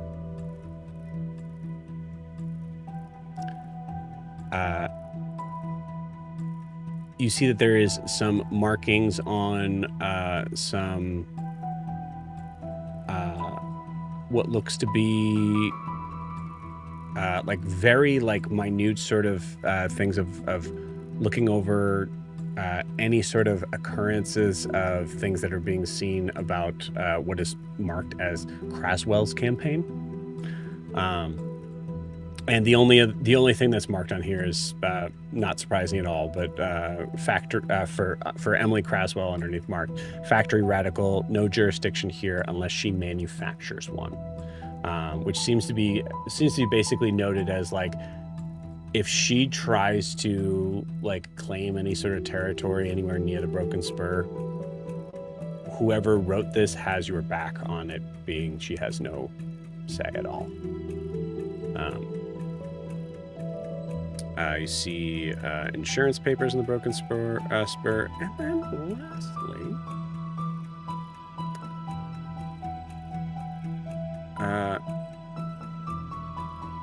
folded underneath the like tax stuff on here is an old invoice for security acquisition and reclamation services. So basically, like a thing of what may have been some sort of financial transaction, but that's not what catches your eye. What catches your eye is that paperwork has a mark on it of a Mr. Bradley underneath it, and on the corner of that page, as if it was used as a like specific like type of paper in here, you see a little black scorpion.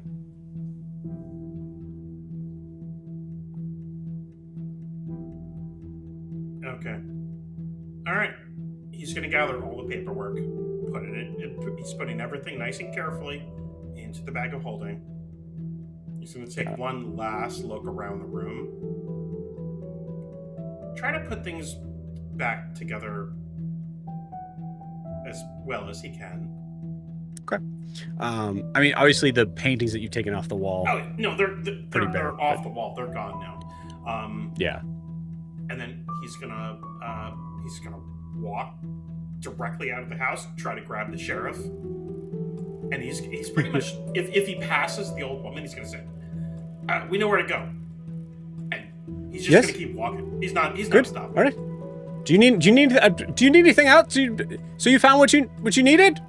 Yes, thank you. Do you need food? No, you don't. Food. Do you need oil? He's literally not even responding. Come on. Find my son! You're hearing from like outside of it, like she's screaming. As you open the front door.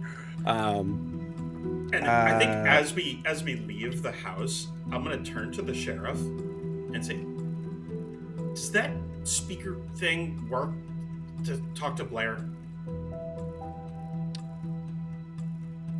Yes, I think so. Just you have to say over, either before you press it or after.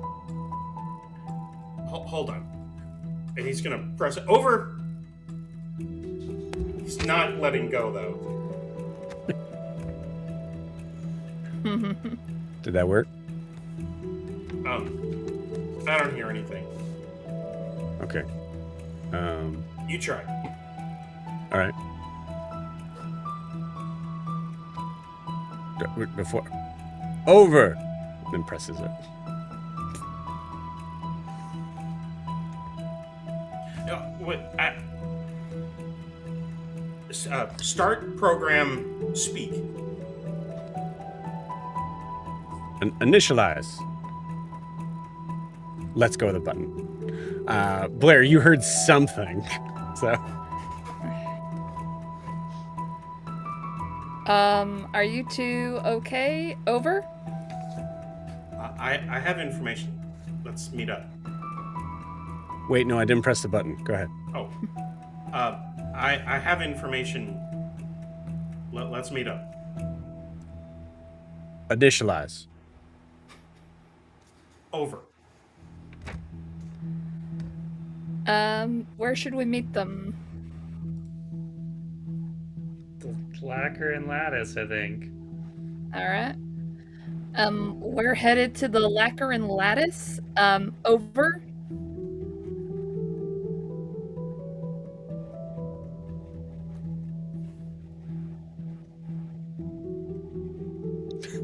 Joe, are you frozen?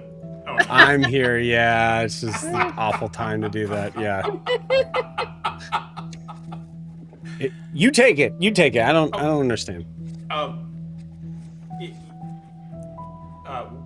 yes. Click. But Timothy said click.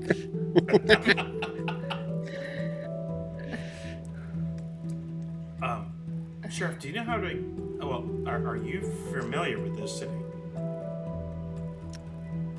Let's assume no. Okay. Well, we're gonna work off of my memory of getting there. Good. Good. Great. Passes by some of the people that did kind of appear on this like side corner, like from all those. Afternoon. We should get going. Timothy, go ahead and give me a survival check. Okay. That's a 15. 15. Nice. Cool. Timothy, as you're trying to kind of travel that way, I say you have a basic sort of like cardinal direction of where to go. And so you're maneuvering around the streets here. You notice actually at this point there is a you see that there is a small sign of what looks to be like an old sort of style bakery that the building's here, but you can tell it's not operational. But for some reason it's just kept here. As you see a thing that says Gilded Gardens Bakery.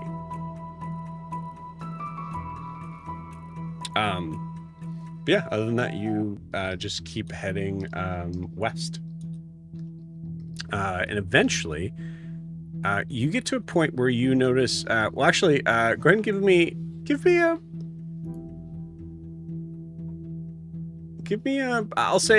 a perception or religion. They both get you different things. That was a nat 20 for a 26. Perception. Okay. On perception. Cool, you got it. You notice that there's a lot more. I'll kind of give you both for that, for the nat 20. You notice that there's a lot of other markings of things of like older sort of like businesses and things like that have this like kind of like maybe a somewhat sort of rustic kind of quality that really breaks away from everything else that you see here that is like the height of decadence. And all of them are marked with some sort of form of gilded gardens.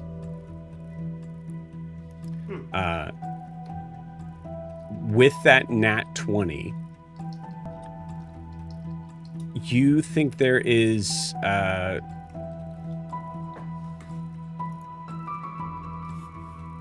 you're not exactly sure like where you are.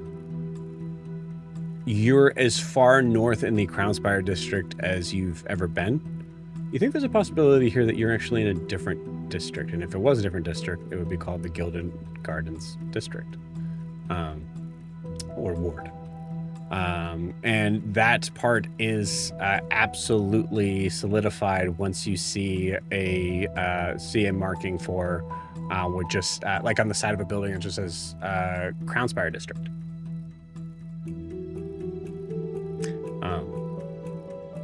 Yeah, so that's it. Just gives you an idea of where you are. Which I will take this opportunity now to give you guys the work in progress map of Raisha. Yay! Yay! Yay. Which I believe is right. Actually, no. I want to be clear on this. I know is wrong. I know there's probably a couple things that are a little bit wrong on it. It is basically my start before I really. It is the AI start before I really start diving into where things are specifically, but a general sort of vibe for you guys. So. Handouts? So yeah, we're putting that in there. Yep, it'll be in handouts.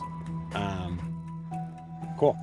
I would also like a survival check for Ophelia, Ross, and Blair.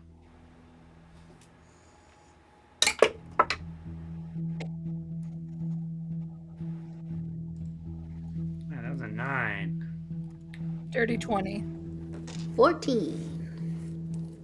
Finally rolled slightly better. Okay, we can do that math. Okay, sweet, yeah. You guys are notably closer, but you're also having to kind of move through crowds and other sort of things here. So I will say, in that regard, you show up in front of the lacquer and lattice before Timothy and the sheriff.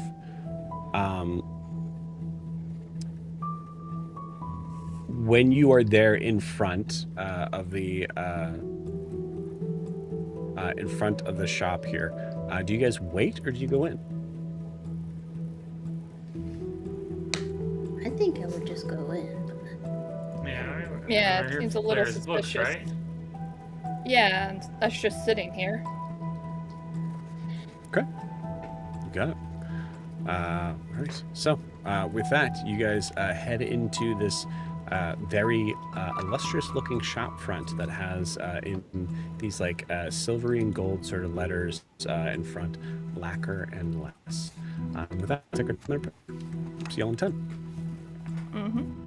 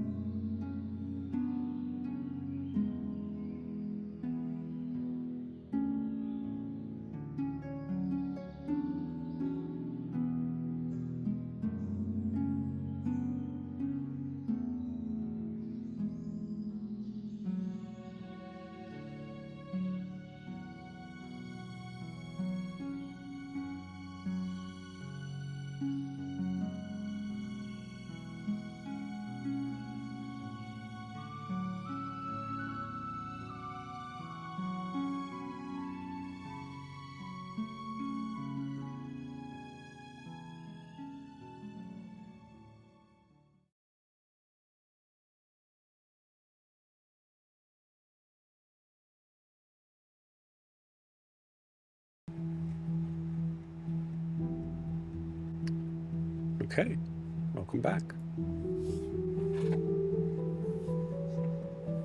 So,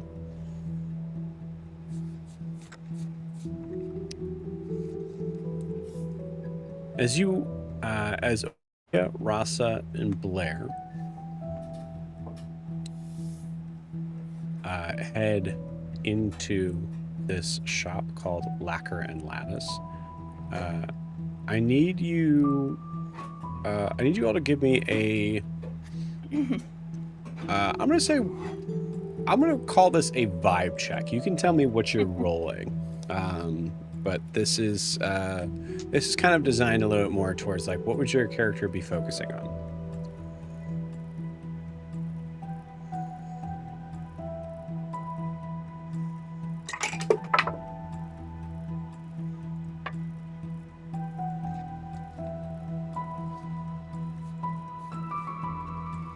24 insight, Marasa.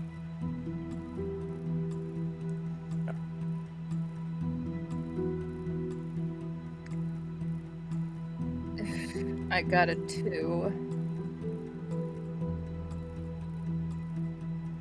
Okay, for what? A stealth, so it'll be a 10 for just like trying to be nonchalant. Okay. All right. This is okay. So trying to kind of seem normal. Got it. Okay. Yeah. Cool. Ophelia. I rolled a dirty 20, and she's trying to do, as she walks in, a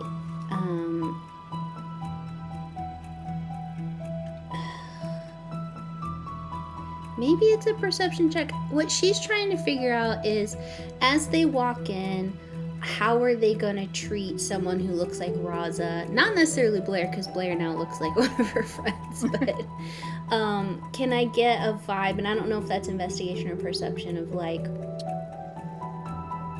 what's around in the shop? Is it like super high end? Are there like people standing around that are gonna be like gatekeeper kind of people, or Yeah.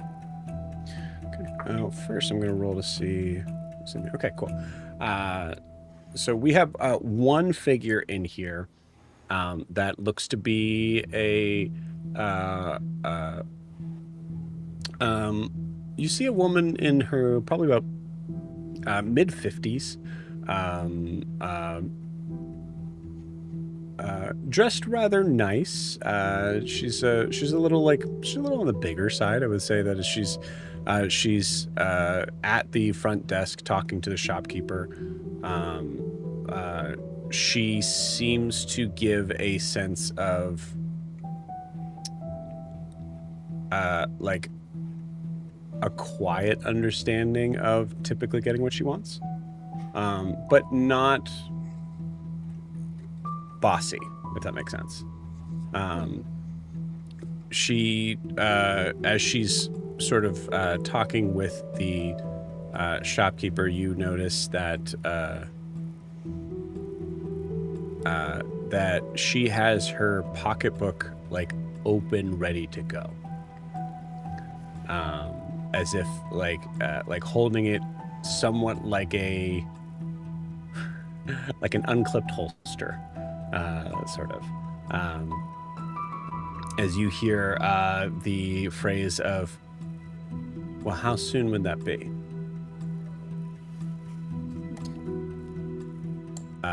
As you hear that, you see this woman, you hear a response. I believe that would have to wait till morning. I'm so sorry. And then you see her open her pocketbook, go inside, seems to take out some money, slides it across the counter and goes, I'm sorry, you were saying? Then you hear this response from this individual. I'm terribly sorry, miss. But unfortunately, I am completely swamped today. I will absolutely be able to get to it first thing in the morning.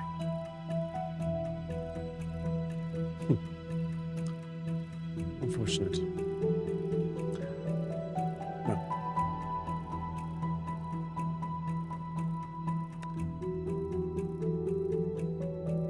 I will take this as a sign that you are so busy that maybe I will give some of my business at another time to another location. Ma'am, I'm so sorry you feel that. You see the woman start to walk off. So that's what you get as far as the like insight sort of vibe check on here. Looking around, Ophelia, you see that yes, this is. I wouldn't use the word decadent, but I would use the word rich. There is a lot of very interesting looking automaton designs of all sort of shapes and sizes here. Some of them look to be completely finished and ready for sale. Others seem to be kind of showcasing like maybe like upgrade parts, things like that. You notice that most of them seem to be on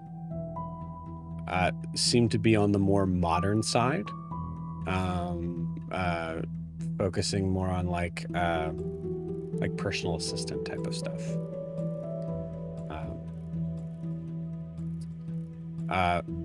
Rasa, what were you looking for? Yeah, just to an insight on the people that were here. And I don't know if there's anything. I don't really know anything suspicious about this place. So just like a general vibe of the kind of clientele that are coming in here. Yeah.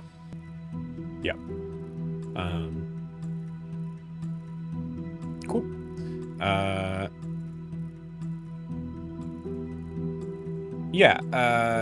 I'll say you definitely hear that conversation no matter what you roll, so that kind of gives you a little bit of that. But also you notice that was the only person that was in the store.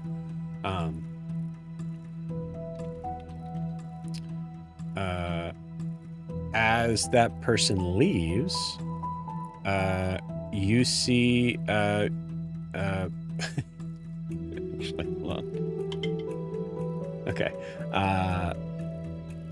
As that person leaves, you start to kind of like clock her leaving, and then you're all interrupted by the sound of Blair knocking a full automaton over.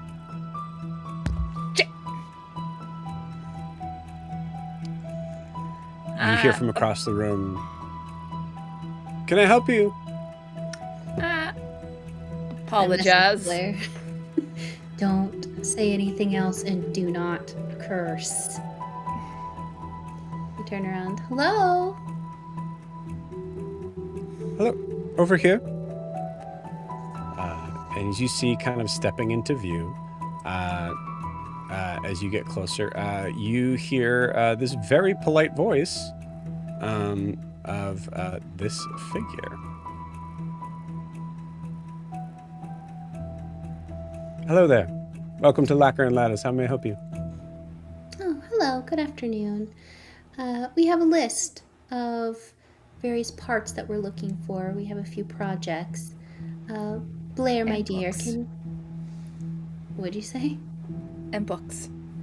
And do you carry books here, sir? Ma'am. Ma'am. Books. Not many, but if you want to give me the parts list, I'm sure I can handle that. Is this something that you're fixing? Yes, we are focusing on refurbishing and bringing back to life some older models. I know, looking around, you have a lot of high-end, but to be frank, I think there's a lot of value, and I place a lot of value on what might be considered antiques when it comes to technology and brassborns. And so we have a list of a few different projects we're working on, and if you can go in the back, see if you can track anything down, we would very much appreciate it. It's my understanding you might have some specialized inventory here. We specialize in many things. Hmm. However, most of our designs are only modern uptick of ratio. Don't know if that would quite suit your needs, depending upon what they are. Well, I'll give you the list then. Do you Very do well. custom work? Yes. So if we needed a modern version of an antique part, maybe you'd be willing to do that? I would see what I could do. If not, I could give a replacement that would do what you're looking for, perhaps even better. Wonderful. And I believe we're also looking for books on robotics or small. Small, intricate automatons. God, what a terrible freeze frame. Okay. I'm gonna do this game. Sorry, give me 1 second. This is just driving me nuts. Ooh. Sorry, I know I look ridiculous for a second. That's fun. Like Willy Wonka going through that one tunnel. Blair, should we show There's him just the no way of knowing. Blair, Sarah, should we show him the parts of web to see if they can fix it, or are we still wanting to? I would take like the like not all the pieces, just little gears and so on, like that. Like this size we're talking about when we talk about small, teeny tiny.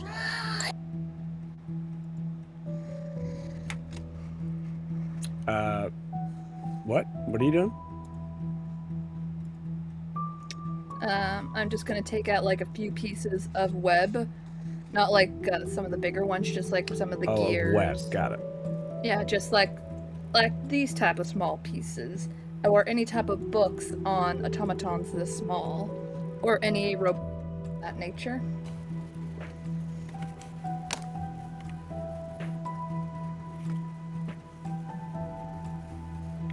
Well,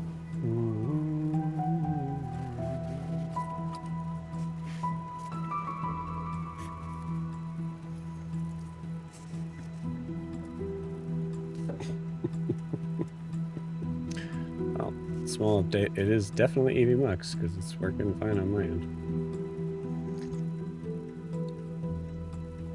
It's saying this is what you get for trying to break up with me. I guess. Wow. Let's try this. Might as well.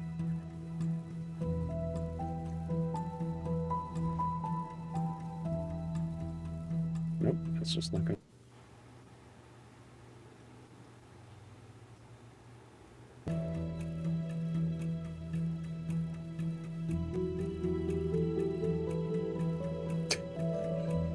Okay.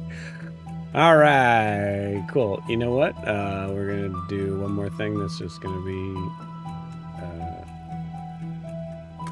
It's gonna break all immersion whatsoever.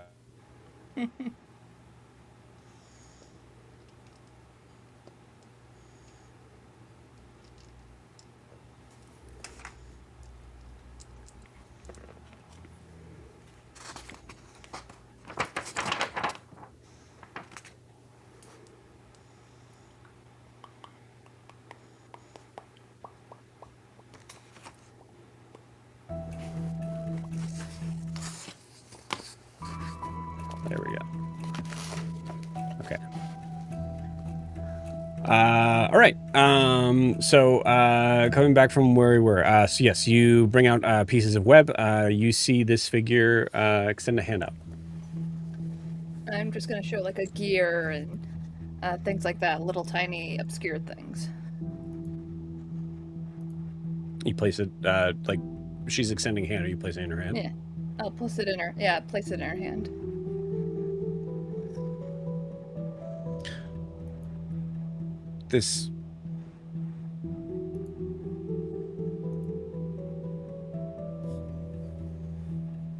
Where did you get this?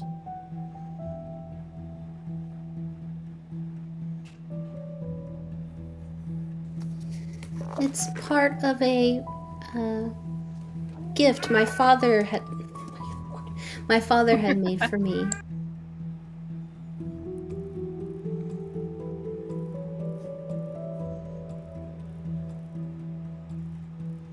Interesting. Would you like me to repair the thing that is broken?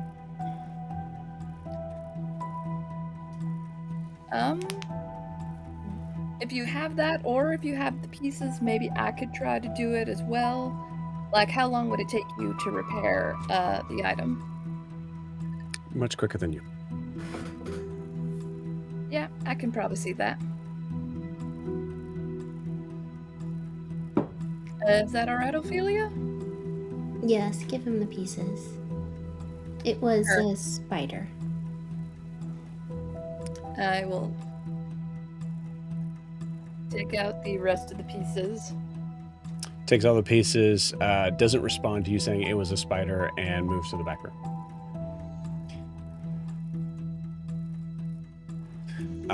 Timothy and Sheriff, you guys are able to walk in.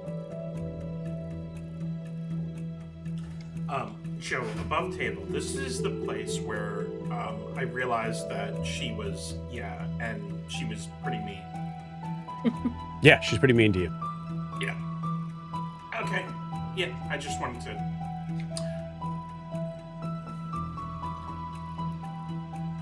Timothy, welcome to the party.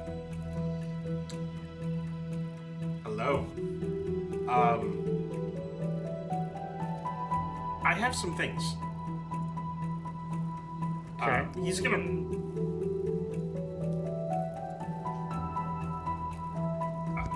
We weren't able to find him, but we have some leads, I guess. Okay, well maybe we can look at it here in a minute. I don't know that this is the place for us to start taking things out on a table.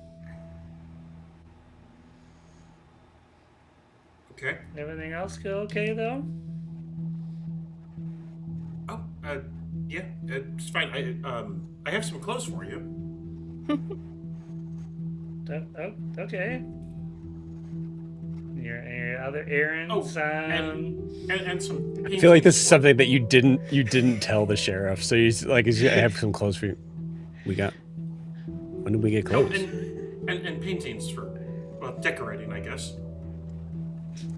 What? Was that asleep?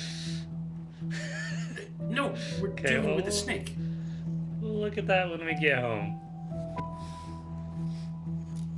Did you steal Mr. Orsam's clothes? I don't feel like I need to answer that question.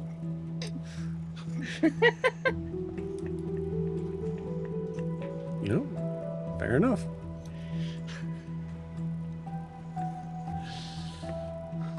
So what are we doing here? We're looking for some books, I guess, for Blair. See if she can repair things. Looks like a lot of robot parts. What's this thing do? Knock something off. No. Nope. Miss Ophelia, is this is this part of the Gilded Gardens area?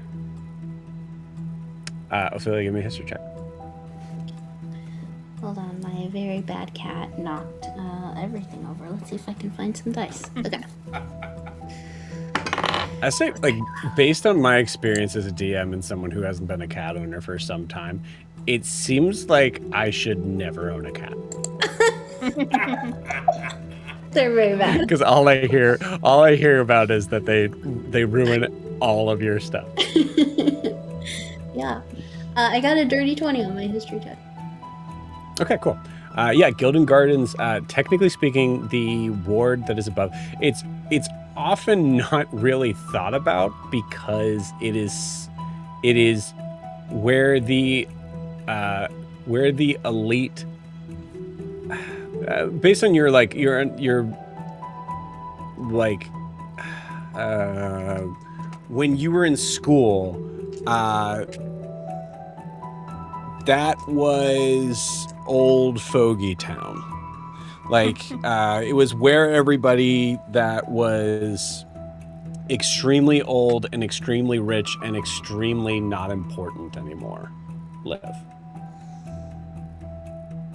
So it's like old money. We're in the Hermes store, but for tech. Right. And you know that technically speaking, where the not the bolt veils, but the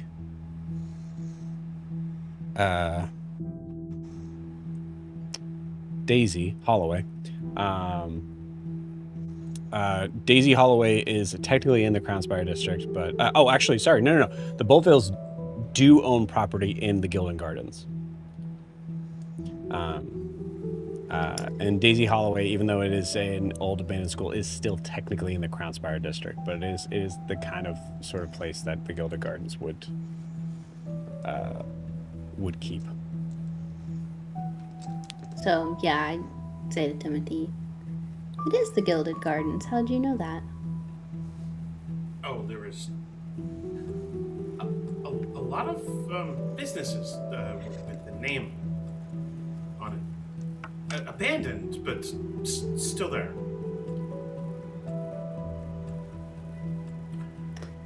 Yes, this is where the oldest of the old money crowd tend to hang out. Discreet. Not as fun.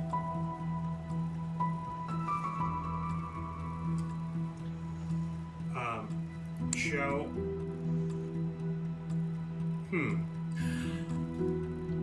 I think I'm actually like I'm assuming we're waiting for that my robot friend to come back out. Yes, we'll be coming out in a second. I'm just kind of giving you space to. Oh no, I realize. I think when they come out, I'm gonna activate my boon. And Yeah, I think you are. I want to see if I can, if I'm getting an inkling that she might very appropriately look good in a red cloak. So you see this figure come out. You hear before moving from the from this curtain that's in there. You see this figure come out, step into the light. All right, she is fixed, all ready to go. Hello, Timothy. You know. Good day.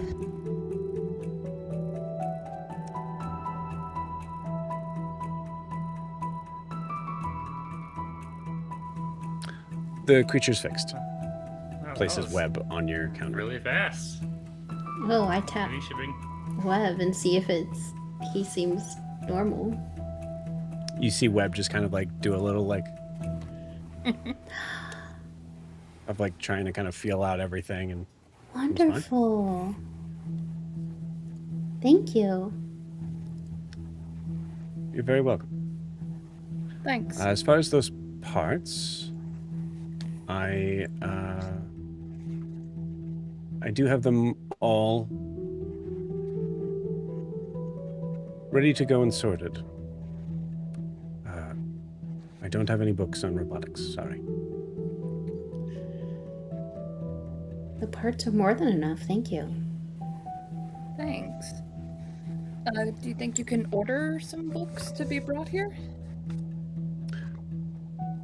No, that's not what this shop does. Fair enough. I'm sorry if you were misinformed. My apologies.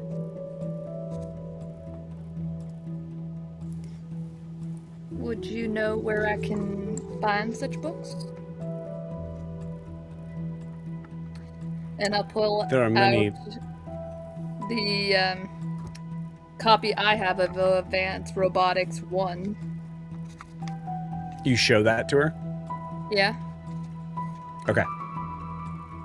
Like, do you know if there's a second copy of this, like part 2? No, I do not.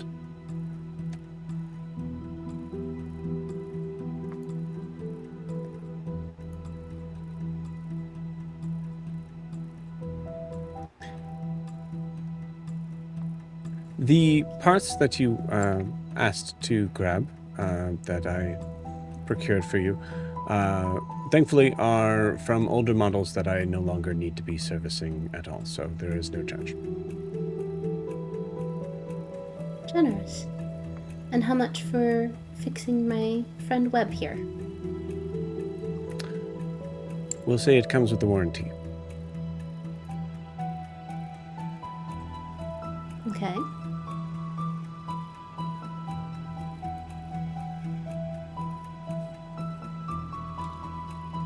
Okay, Here. sounds like we got everything we needed here. Ophelia, you can roll a check if you want. Yeah, can I do an insight check? Sure. I'm gonna turn the volume off a little. Can I also do an insight check when she saw the book? Yes. That's a 17 insight. Okay. 19 for Blair. Okay, cool. Hard to tell with this Brassborn because of how they're designed and made. But Blair, you're noticing that the curtness of this figure has gone from 10% to 90% since Timothy walked in. And you bringing the book of robotics to her face seemed to hit 100. She does not want to talk to you about that book. All right. Ophelia, with a 17, you recognize... Okay, that's a strange statement to say, comes with a warranty. Okay, cool. I was asking how much it was. And the 17, I think you realize it would come with a warranty. Which is to say that this I got may it. be the original manufacturer, yes. Oh, then I definitely came to the right place. Thank you. Yes, you did. Please take care of it. I will. Well, thanks for all your help. You're very welcome. Thank you for coming to Lacquer and Lattice. Have a good day.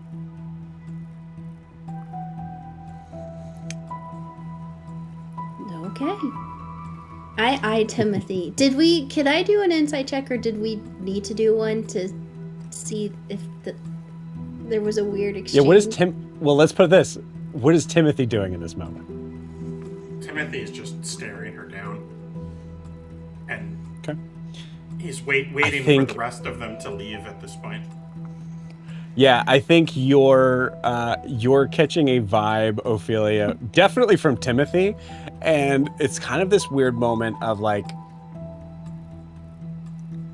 this Brassborn is being perfectly courteous to the amount that they would absolutely need to be and not a cent more. And you get the feeling, I think, as you look at Timothy, that it's one of those things of like, you know how like when kids like make a face at you when you're not looking at them, and then when you look at them, they immediately stop them. You get a feeling that when you're looking at Timothy, this figure is also looking at Timothy, but as soon as you turn back around, they're looking at you.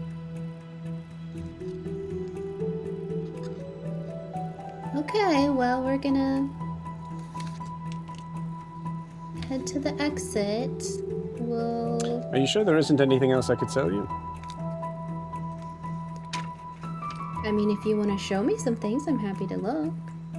Our shopping was Unfortunately, we complete. are between a couple of pieces right now. Maybe later. Okay. Well, I'm sure we'll be back. Thank you. And I just start heading towards the door, and I guess we'll see who comes out.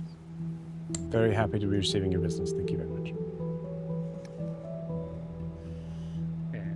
Ross is like feeling out what's going on and is gonna leave and see if same thing. Like, all right, Timothy's got something going on here.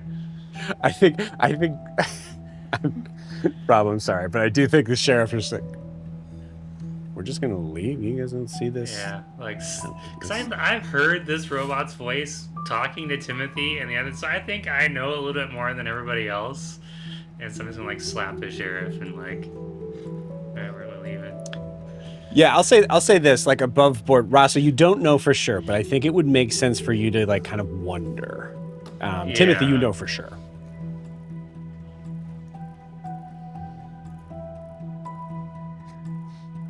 All right. Have a nice day. You as well. Enjoy I the forgot to sunshine. I forgot to ask what's Yes. your name? Cressida Vale. Cressida. Well, thank you, Cressida. Hope you have a nice day. Thank you. You as well.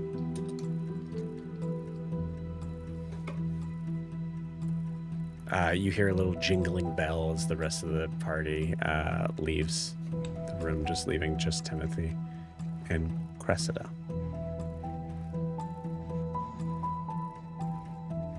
What are you doing here? I'm not the enemy.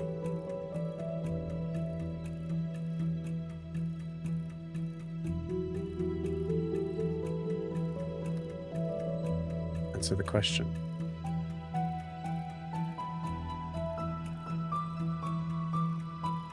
Trying to get information about Emery Vargas.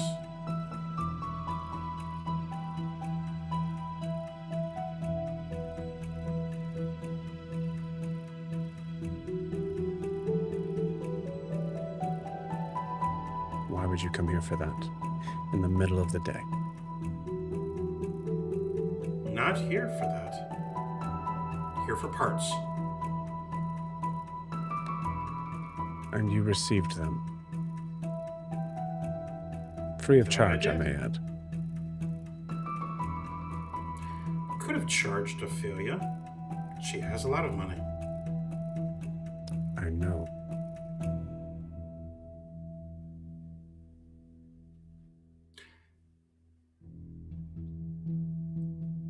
If I told you about the hard catch, would that mean anything to you?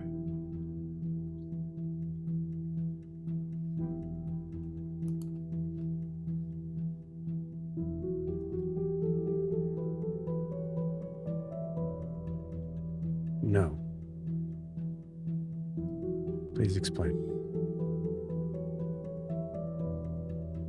That's where I'm hoping to get information about Emery Vargas.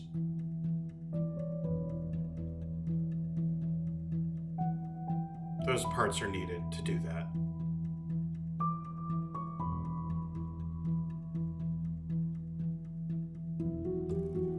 Now There's that you one have like us them. there.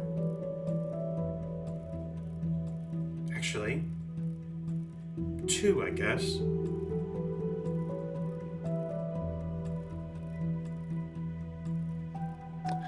You see her lift what looks to be like a almost like a she lifts a small sort of piece that almost looks like a laser pointer, and she shoots it at both corners of the room.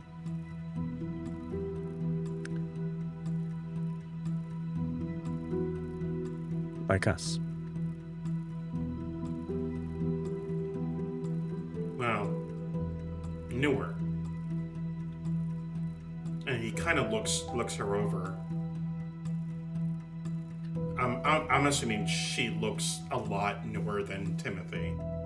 Yeah. Yeah, I think she. Oh, man.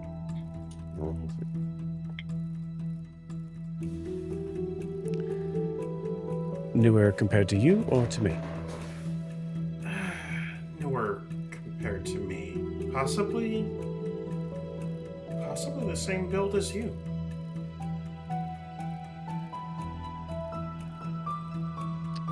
Newer compared to you would be a long list, Timothy, wouldn't it? That it would.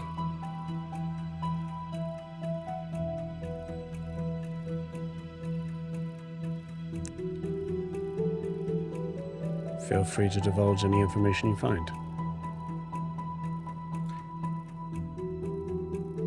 Come find me at the Broken Spur.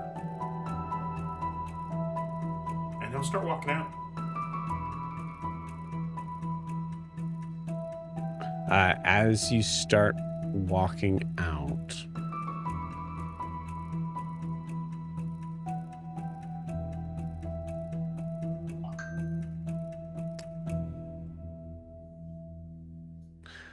walking out, she responds. She responds to you.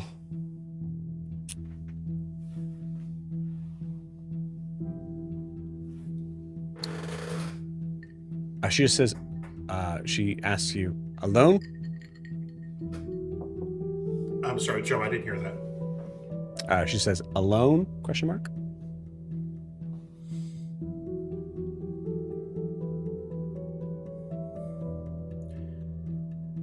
It can be alone. Although, might be an interesting conversation to introduce you to the other two.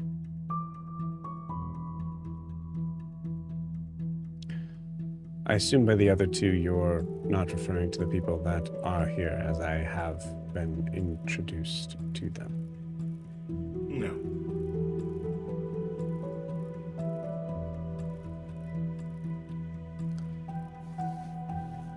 Let's start alone. Go from there.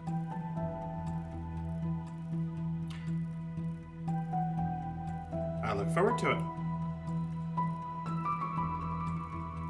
Timothy. And I'll repeat. I'm not your enemy.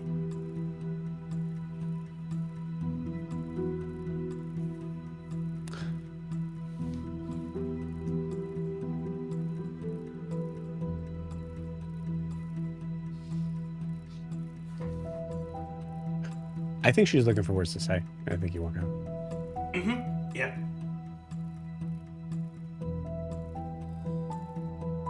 DM giving the player the last words. God, he's so cool. That's what she says. So cool. Yeah, you guys walk outside. Timothy, you walk outside to probably the entire group just standing right there. Yep. So I got a couple of paintings for the place, and I got a new hat a couple of hats for myself.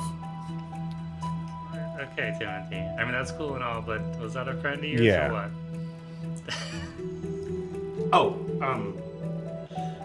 Nothing to be concerned on. Insight. I do insight have a check. Sure.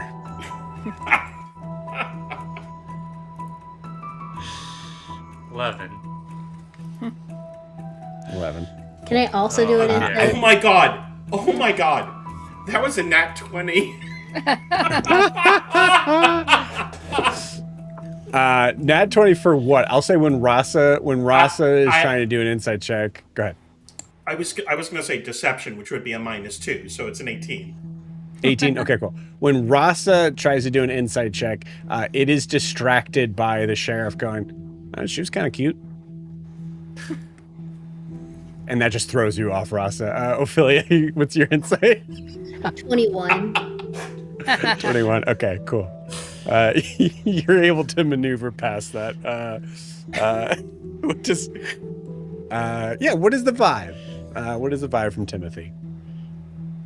I'll allow Timothy to kind of give an idea of like how much is hidden away.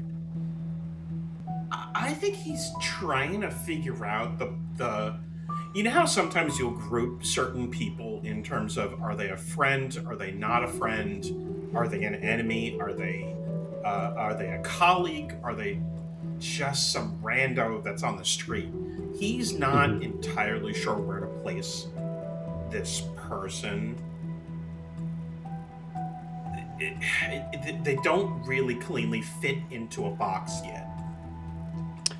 Now, I would argue that for Timothy, there's probably a lot of people that don't necessarily fit into that box, but Timothy doesn't care. Oh, Would that be 100%. true? Oh, 100%. No, she's definitely someone that he wants to fit in a box somewhere. Wants to fit in a box. Yeah, cool. Yeah. So is the vibe I get from Timothy like an uneasy kind of vibe? or an anxious vibe, or just not that? The fact that you were in a room all together with her alone and she didn't kill every single one of you, he's actually a tiny bit surprised.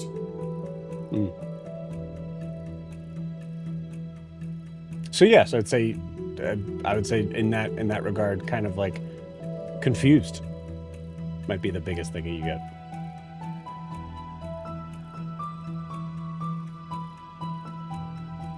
Okay, we still have to find a chef, right? And then we can get back to the saloon. The lady. Did you still want to find Orson? Yes. Well, I have paperwork. I mean, maybe you look it over, get a lead, or Oh, okay. the lawyer. What was his name? Sheriff? Snake lawyer? Snake lawyer. No. The person that came to the door earlier this morning. Brass. Oh, you see Sheriff Brassy, wait you for spoke to someone him. else to answer. Braddy? Bradley. Mr. Yeah, that must Bradley? have been it. Yes, Oh, we yeah. we passed by his residence, I believe, or well, not quite residence, office maybe. It's very well guarded. Do you think Orsam's there? Or what's your lead on if- Orsam? He's to the wind right now, as far as I know, but Yeah, it sounded like he skipped town. we have the paperwork here. Maybe you can get something from it. Okay. Yeah, let me and Ophelia look at it and we can probably figure it out. But I guess my main question is, did you get a sense of Mr. Bradley knows where he is, or are we okay we for didn't- now? We have some time We to didn't keep see looking. Bradley. He was, I don't know, inside. I think. Well, I mean, Well, we and it did- sounds like you cleaned out all the evidence in his house, so I guess Mr. Bradley It- isn't getting it. did sound like Maria, was it? Maria Oh. seemed pretty annoyed when we came, and it was more than He, just our his mother appearance. thinks that she's having an affair. Oh or- yeah, and well, that. You met his Something. mother, and he's having an Yes, affair with lovely you. woman, by the way. She terrible fear of snakes. Yeah. Is she elucid? I didn't. A very frail woman. I think your mother would actually get along with her very nicely. No, that tells me a lot. Damn. But she thinks Orsam is out with his girlfriend? His mistress? Like, is His he even mistress? married? Well, he referred to her in language I'm not comfortable with most of the time.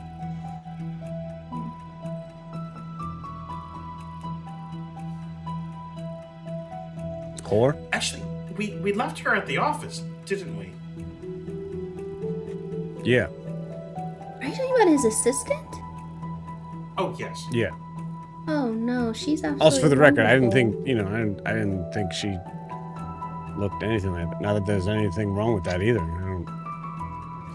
No. His assistant was lovely when we met her. And she's mixed up with Orsam? Ugh. Should we go and get her and take her to the saloon? Is Bradley gonna... We can't kidnap her. Well, Bradley might kidnap her instead. It's just a preemptive Bradley- kidnapping. It kind of seemed like Bradley did beat us there. Oh, okay. So he Right? didn't think... Yeah. Well, Ophelia, you I can always believe get he yourself an was- I mean, assistant. he probably would have taken her if he wanted, but Okay, that's she, good. she was kind of a mess, crying and everything. Oh, okay. She can stay there. Not because of us. No. I mean, no, or something. kind of because of us, but I think we were like just exacerbating the situation that already. Do you want us to like check the building to see if he's in there? Or go through the shit Timothy found first? I think he wants us to go through the stuff. Right, Timothy? Oh, Because you took the building, right? I don't really care either way. I want Blair to fix. I want to bring everything back to have Gaspard and Blair fix the typewriter. Okay, let's go get our chef and then as fast as we can, and then get back to the saloon as fast as we can. Hey Raza, when did the pamphlet say the debate is? In 2 days. Yep. So not tonight, not tomorrow night, but the night after. So. Okay, we are running out of time. Oh, also, when I was talking to the Reed side, they were saying something about getting people. Wait, no, it would be tomorrow night. Sorry. So you said 3 days, and you guys had a night. In the basement. Yeah, it would be tomorrow night. Yep. Okay, we've got to get a move on. Let's walk and talk. Get back to the brass we'll bridge. talking. But I forget. As Cool. Joe, how busy is the street that we're on? Like, is it empty? Is there a lot of people or? So it is pretty moderately busy. It seems like it's kind of like an area where there's a couple of other shops there, but mostly like high-end high-end dinner places would be here. There's a couple of like those types of areas. Like for Lacquer and Lattice to be on this street, it's really kind of more of like it attributes more to like it doesn't feel like a mechanic shop. It feels like a high-end robotics shop. You know what I mean?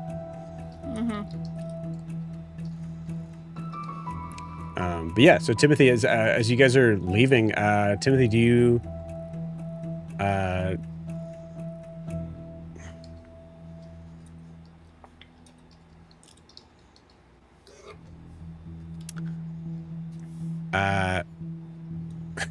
do you happen to look back? No. Okay, cool. I know this is gonna complicate things, but I've got a bar date tonight at 7. A what? Wow, And with everybody. you? I'm sorry. You A have romantic date. A date? Not some friends. I don't know, potential friends, I guess. How dressy should you be? Not very dressy. This is not that kind of friend. Is it like a dive bar drinks? He was or kind of Do you looking have through names the- of these friends? What is happening? I don't know. I feel like these are the kind of friends that the two of us should get to know. To a who? Billy and I. The rest of you could join in at your own risk. It's up to you. All right, okay. Let's get. I'm intrigued. All right.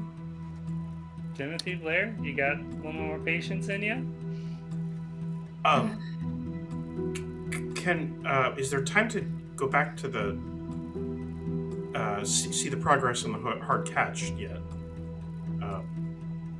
Could we stop there first?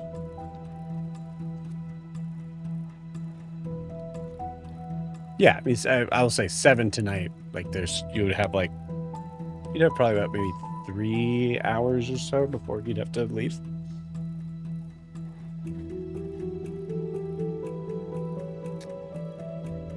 Okay, let's keep hurrying along then. No time to waste. Okay. Let's pick up our cook and regather at the hard catch, and then we'll.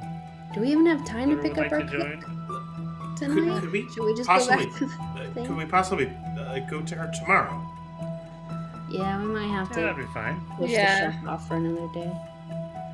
Also, when I was talking to the Reed side of the political line, they kept saying stuff about taking people from the South and getting them places to vote, even in free cities, which doesn't make sense. Saying there It's are kind of- technical. Why doesn't it make It's going to sense? be an expensive endeavor. Well, free cities, in their exact term, we don't follow Veracia at all. We're a free city. We have our own sort of government. Yeah. I feel like you guys have been told this. I'll just kind of give this up before if you think anybody's. Technically speaking, Vracia is still the capital of Aberfar. So that would put Nexus in some sort of realm of being citizens in that regard. But they would Okay. have to come to. This is something you guys, I think, were actually told before, if I recall. That like Oh, I thought in Yeah, the beginning you of the could- campaign we were talking about Nexus and other free cities don't have the right to vote because we're an independence. no, you have the right to vote in Vracia. Okay. That was the reality. You guys had to go to Vracia to vote. Okay. There was no design around like specifics on the even like Rustwater, like there was like things of like, well, we don't really have a say because to actually have a say we have to go to the capital to vote. Yeah, you would never get the kind of numbers you need to sway a vote from that far south. Yeah, and like it would take like so many trips with the Brasslight. God knows how many times from people from just Nexus or the smaller cities or towns. Did Reed's people say they were building voting booths there, or that they were figuring out a way to transport people? They said transport, bringing them here.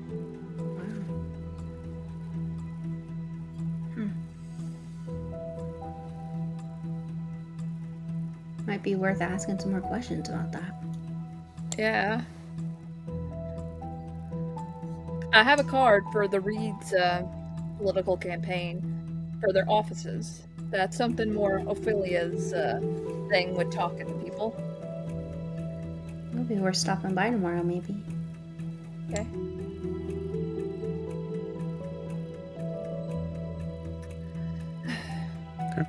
I will remind Rachel, I believe you're gone for like 3 weeks, right? Oh yeah. Hold on. I'll check and see what my dates were again. Okay. All right. So you guys head from the Crownspire district, just passing over to the Brassbridge ward. At this point, Emmeline had given you guys an address to go find May, who was the prior cook. May is in. Hold up here.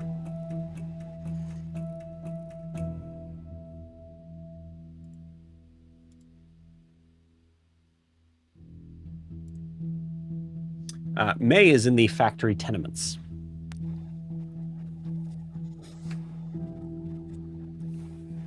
So quite That's a little bit of ways.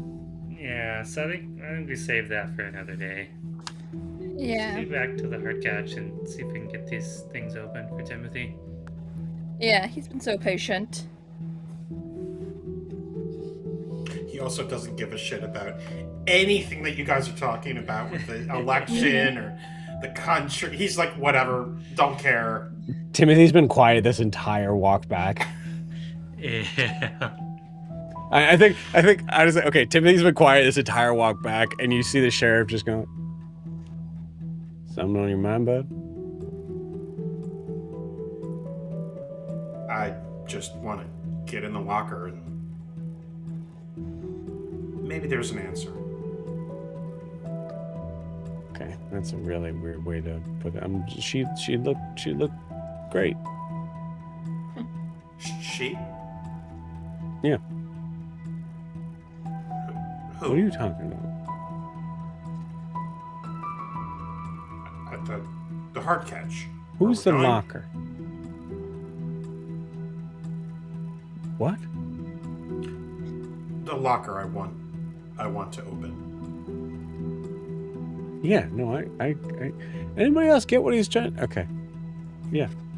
All right. Cool, man. You were there, Sheriff. He's trying to get The place- into a locker of his inventor. Yeah, the place where you got your gun. Oh, that's not okay. Yeah. Nope. Right. Cool. Great. I don't understand anything. I'm just walking with you guys. Yeah. Okay. Cool. So you guys head back to the Broken Spur Saloon.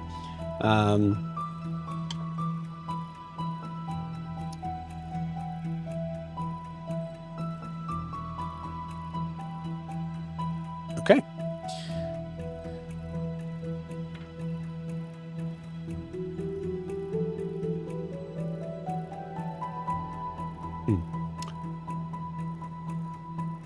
As you guys get there,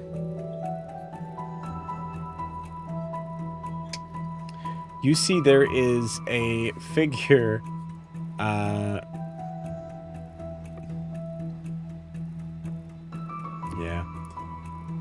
There is a figure here that is waiting for you inside the Broken Spur Saloon, sitting at the bar, swivels in his chair when you arrive, as you see Alden Harrow.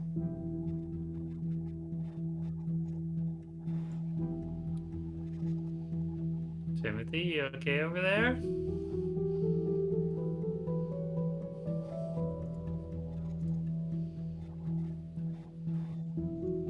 What are you doing here? Alden?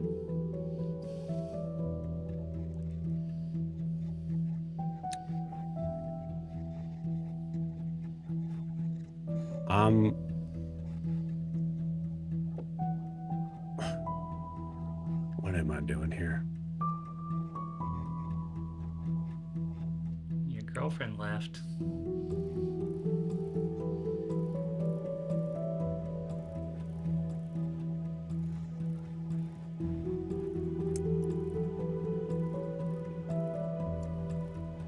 Assuming that we're talking about the same person. That makes sense.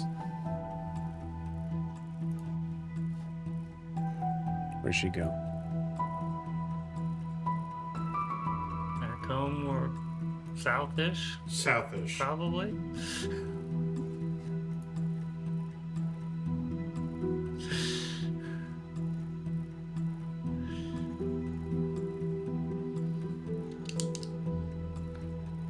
All right. He had his hat off. He puts his hat on. He's off the bar stool. Well, have a good evening. Is there anything else I might be able to help you with?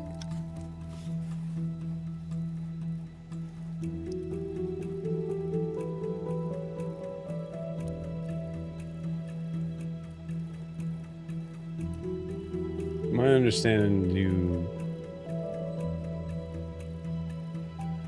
Amelia Craswell came in here a couple days ago. She might have.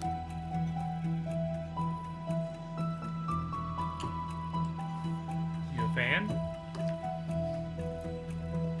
I'm not a fan. Tend to leave politics to the politicians. Any idea where she went? Some kind of fact-finding mission.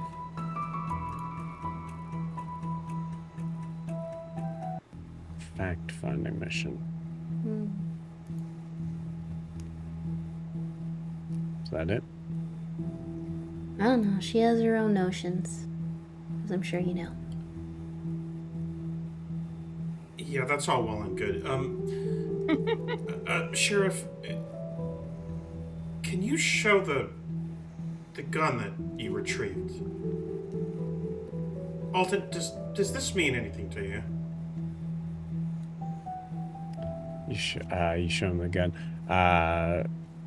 Rob, I have no choice but to assume that you're good with showing him the gun. So, yeah, Sheriff, show us the gun.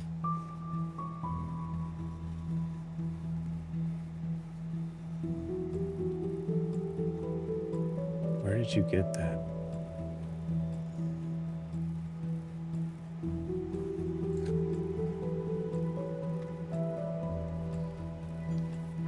Seemed like the sheriff was a connected man. This memorabilia for you, Aladdin?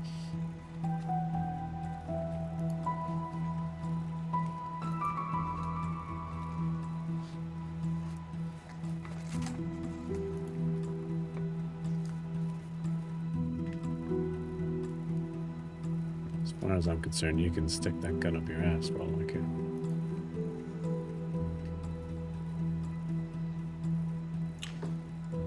Does a Mr. Bradley ring any bells? Of course it does. Then please sit down.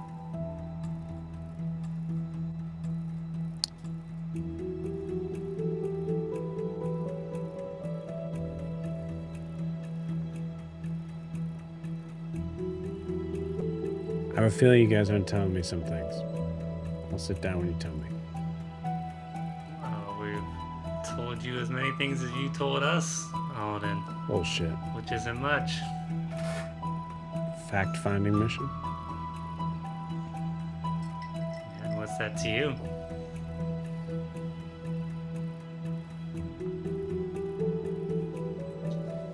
To me, it's a major political candidate disappearing from her political campaign. I thought you liked to leave politics to the politician. My job is, in part, safety. Oh, you've been a secretive man. And for some reason only divulging something to Lysandra, who's now no longer here. We don't have to deal Why with don't this you share shit. He your gets to walk secrets? off. Oh, he's gonna. Timothy's gonna grab him if he starts to walk off. You go to grab him. He puts a gun immediately to your head. Whoa, whoa, whoa. If you shoot me, that will be the last thing that you do. You can ask the guy in Rustwater what happened. Well, Let me go, Tin Man. tell me about Mr. Bradley. Tell me where Amelia went. I don't know and I don't care. What if we did know where she went and why she went? What's the exchange here?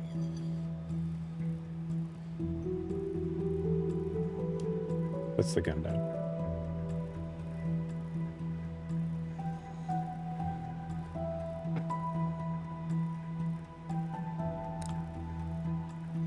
You want to tell your metal dog to let me go? I'm surprised he let you exist in this room. At all.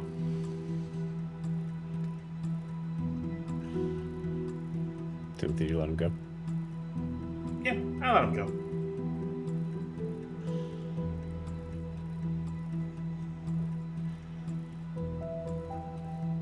Mr. Bradley, Julian Bradley, works for several people in Vracia.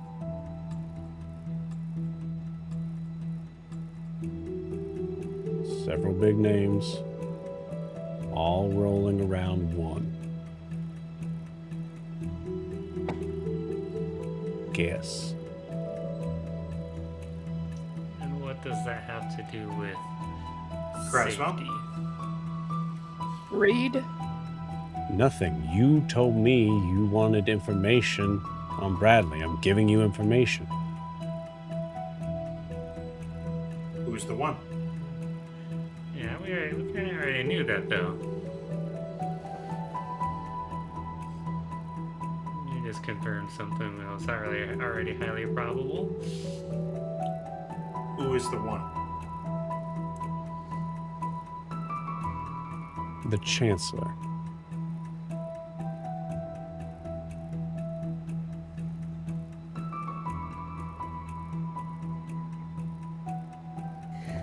Why is the Chancellor after a pistol that seems all too familiar to you?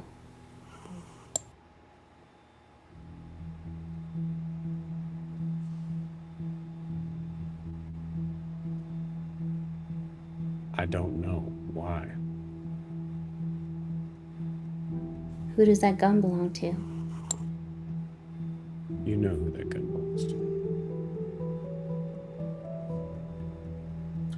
I'm gonna point to his arm and say, that might be a question you want to answer. Or find out.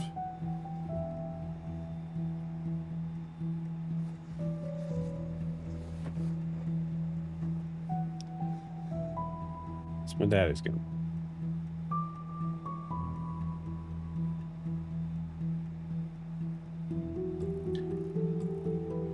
Who exactly was your daddy that he was hanging out with I mine? feel like I'm answering a lot of questions right now. I'm not getting many answers. Amelia went to go visit some farms where there's a whole lot of corruption. Who was your So- dad that he was hanging out with my father and with the Chancellor? Out in Lowland these Farms? Who knows?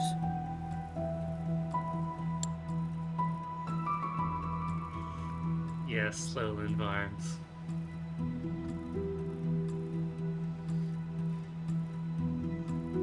Blair just gives you a dirty look, Rossa. I need to go. Who was your I'll daddy? come back. And what does he do? No. I said. You see, actually, yeah, Alden just goes, why don't you ask him? Obviously knows more than I do about it. I need to go. Let him go. I think. I think actually Timothy's not getting the answers from him. Blair, can we bring the stuff down? Yeah. Okay. I find it funny he called you a dog while he seems to be O'Dare's hunting dog. I don't know whose side he's on still. But Lysandra seemed to trust him.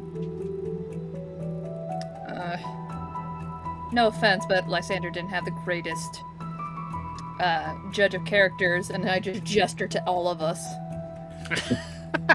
Oh, I think she. Fair point. Well, Fair point. Yeah, but Knocking she yourself went- down. Sure. Yeah. Yeah, but her morals wouldn't have let Alden stick around if it was as Ross, dangerous as we think it Wasn't was. Lysandra happy to let the people of Rustwater starve? Lysandra was coming around to it, I think, over time. But she definitely struggled with having the ends justify the means. Anyway, Blair, the parts? Yeah. Rosso, can you make sure, like, the door while we're down there is, like, shut and people aren't gonna wander in while we're down there? Up here?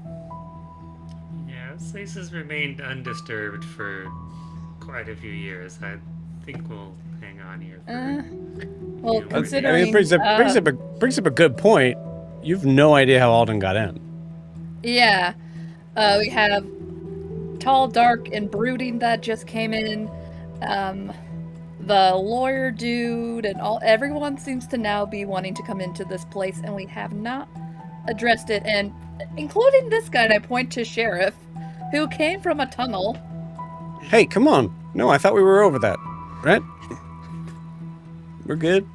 I'll better secure the place. Well, it's Thank going you, to take Timothy. time, but not tonight. All right.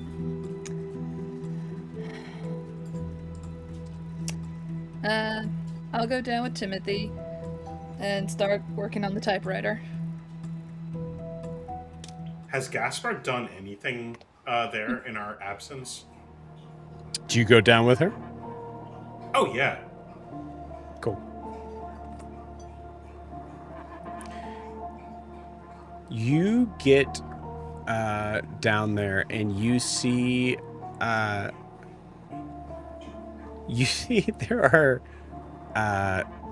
are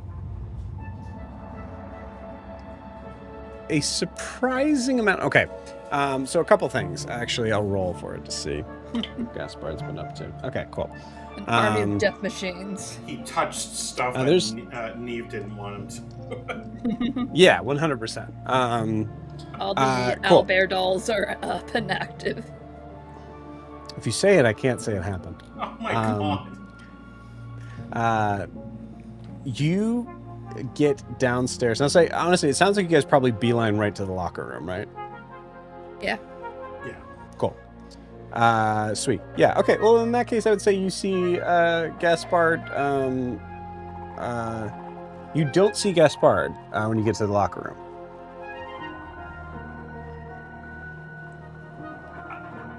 Gaspard? Maybe in the Nev? server room. Hey! What's up? Yeah. You alright? Yeah, I'm good. I'm great. Insight check? Is that just his hand, Sure. or did he actually show up? No, he actually showed up. What? Oh, okay. Working He's there. class 20. Okay, cool. Yeah, he seems a little nervous. You sure you're alright? Yeah. No, I'm good. Um, I'm good. What are you guys doing? Did you bring the parts? Yeah. The parts that I asked for? Yeah, and the ones I predicted we needed as well.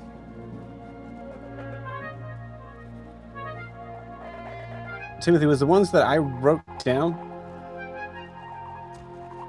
Yes. Okay, good. Then we're good. Great. Let's see them. How long will this take to fix? Well, considering you haven't handed me the parts yet, I don't know. Well, I'm going to help you put it together. Oh, goody. Okay. Yeah, oh well, thanks. Cutting the time in half. 4 hands are better than 2. You took this apart, right?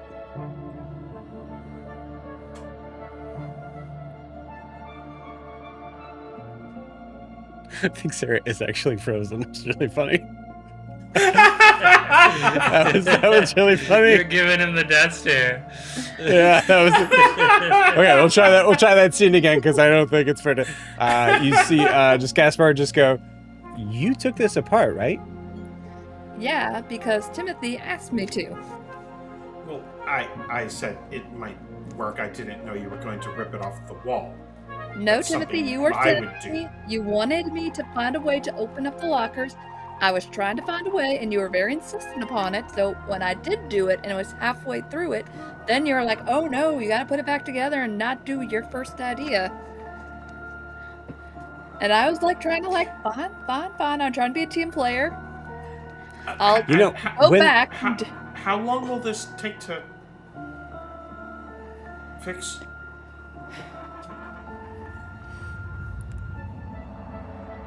You know, when Halassa asked me to do something, it was something that I couldn't do. You know, I usually responded with, "No, I can't." Well, I got it there, didn't I? My plan was to get it to where all those towers are. That seems to be where all the information is, so I could access it. Since this I have seems no to idea be what you're talking about. Can you hand the parts over to me, please? I'm gonna fucking help you, alright? Great. Awesome. Great. Fine.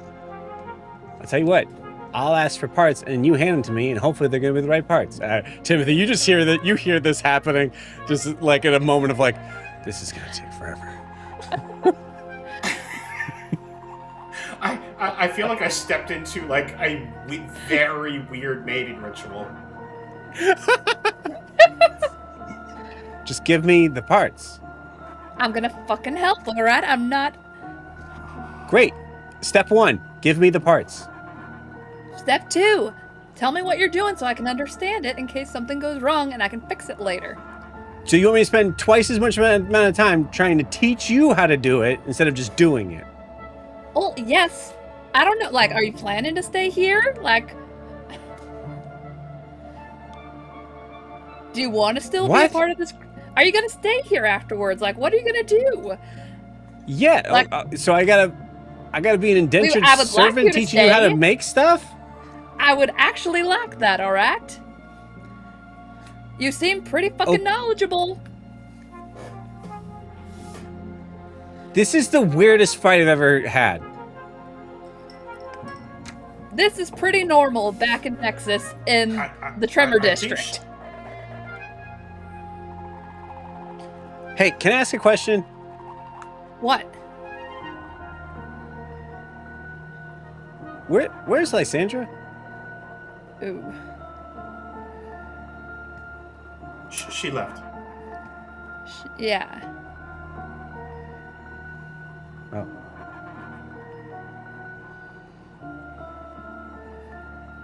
Okay.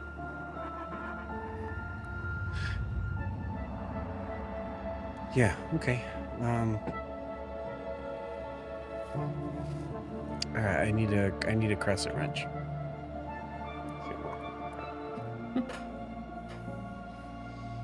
You see him get started. Blair will help. Okay. Blair, do you want to roll your investigation or do you want to use Gaspard's? I'll let you choose. In the idea of you helping out Gaspard or you trying to be as involved as possible. Your choice. Okay. Gaspard and me are pretty equal. Investigation? You don't know. You're not sure. Wouldn't her help? Well, I would think helping would give advantage, but maybe her helping doesn't give advantage.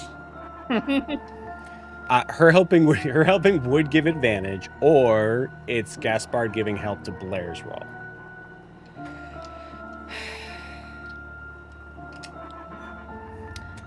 Blair will swallow her pride and help him. Okay. So she can learn. You got it. Cool. All right. So go ahead and roll for me, Sarah. Go ahead and add plus 12 to that. Oh. Nice. Yeah, he has a way better than Blair. Okay. Plus 12 would be a 22. 22? Okay, cool. Having to use all of the parts listed, perfect amount, to the point of like you have one more of these bolts, right? Because we're gonna need this. If we don't have that one bolt, we're fucked. We're gonna have to go back and get it. All right. So is it in the bag? Yeah, it's right here. There's a hole in the bag. And then she's like, yeah, there's a turning around looking for him. Wait, here it is, yeah, here it is. Yeah, there's a whole other like 10 minutes of like, oh my god, what the fuck, Blair? Come on. I see Timothy's eyes glowing red like the Terminator. Timothy's getting right at this place.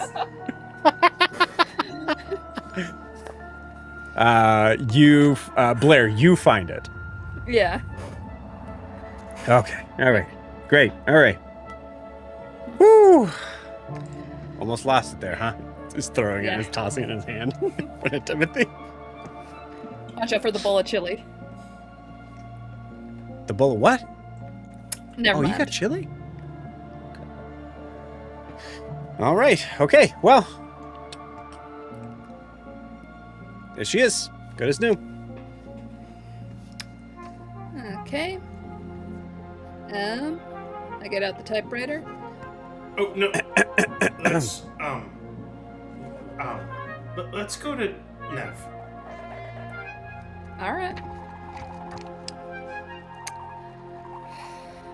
Thank you, Gaspard. You're welcome. Do you want to come, Gaspard? Hell yeah. Yeah, no, yeah, I can come.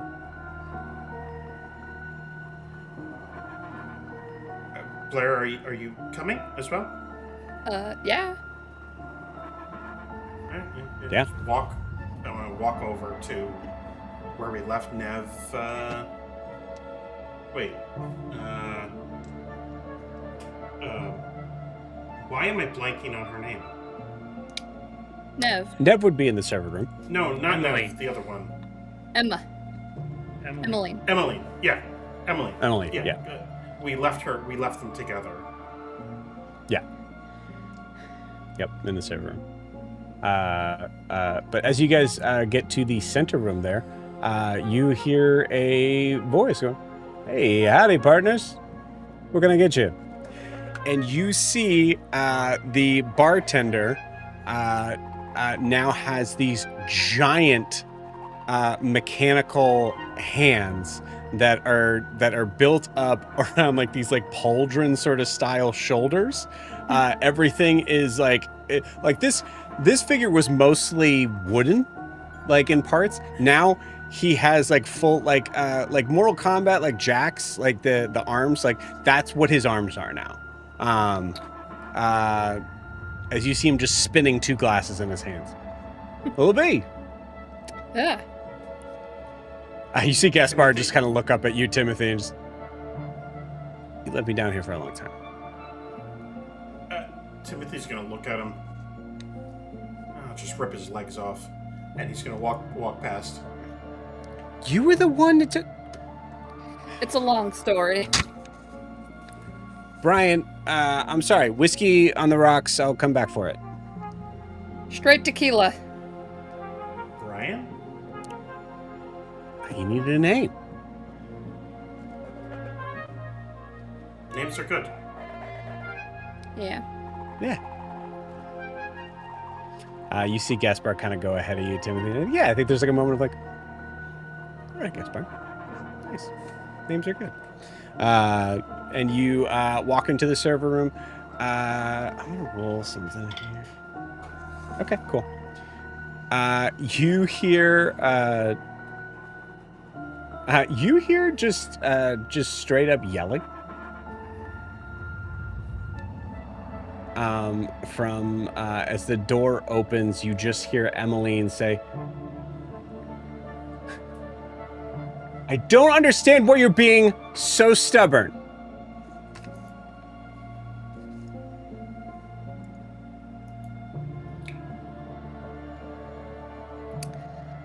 The typewriter's fixed. No, no. Good. Not. Could Like, this you is a- open the locker? Yes. You see, like, Emily just going like, "We were in the middle of a conversation, and I know Yeah. that you have access to the door, so you were the one that opened it." As Nev just goes, "Yes, I did." It's like starts to walk away. Blair goes over to M and saying, "Welcome to the bonds of sisterhood." Now imagine having 2 other ones. 3 other I rolled a ones. 5 and a 4 to see how their relationship is going right now. So they're arguing about something. I don't know. But... Okay.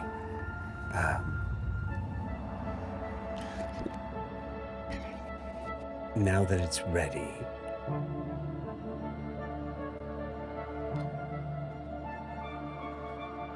I'm allowed to overwrite, but someone else is going to have to physically put in the request.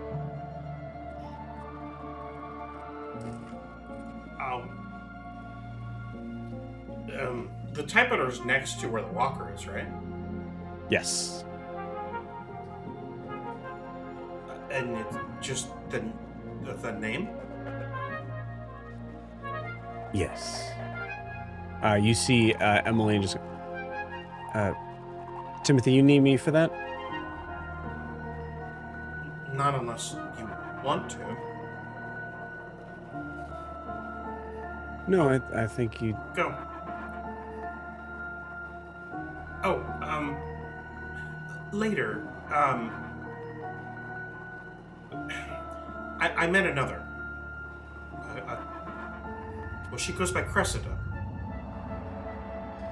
Both of them respond with another. Yes, but later. And he's gonna just walk out the room back toward the typewriter. Okay. You see Emmeline look at you, Blair, and is like, did he want me to come with him? I think so. Oh, okay. All right. Timothy, wait! I got a wrench you could use, and just like I grabbed a wrench from the bag. Is Gaspard following me?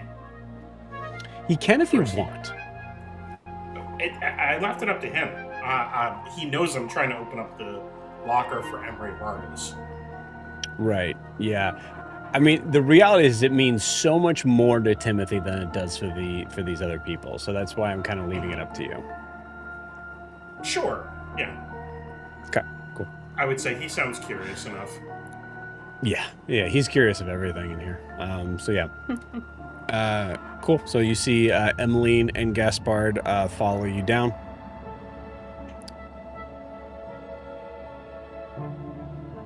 Do you know what to type in?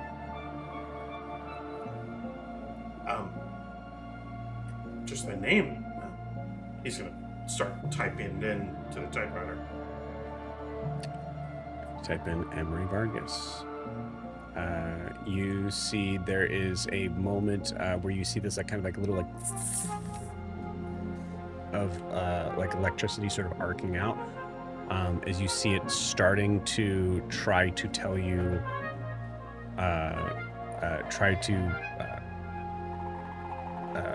deny that request, and then you see Nev's connection overriding.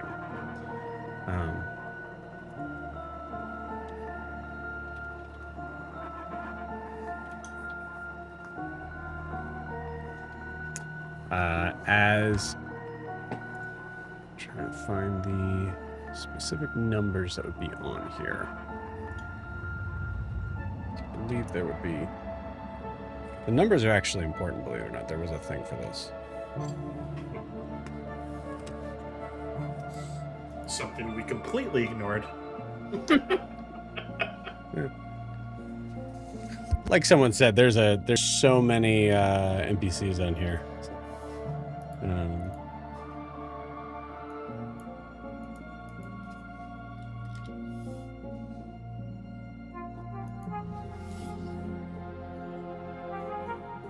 There it is. Oh no, wait, it's not that. Crap.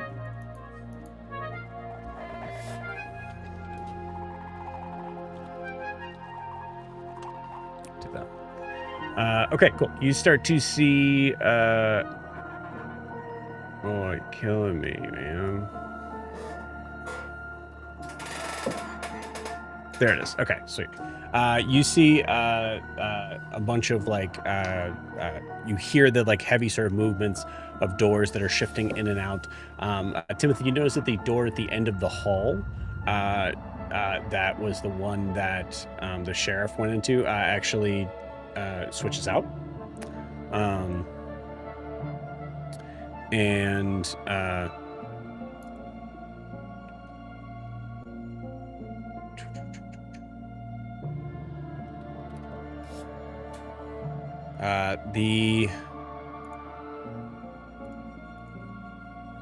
There we go. Cool. You see the door switches for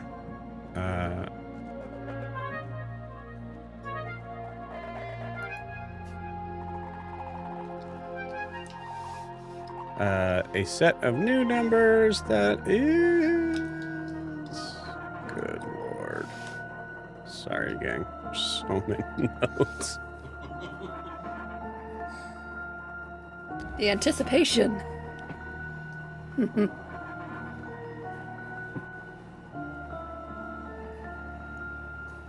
wow. You guys were in here for a long time. Holy shit. Okay.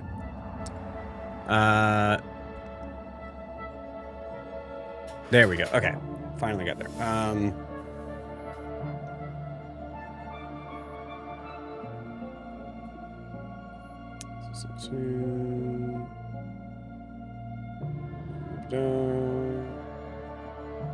There we go. Okay.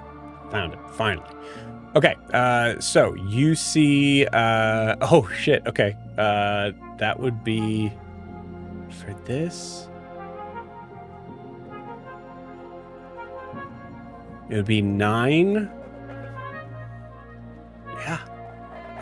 969 is the number. And Timothy, you see a heavy door just open. Walk into right the in. hall.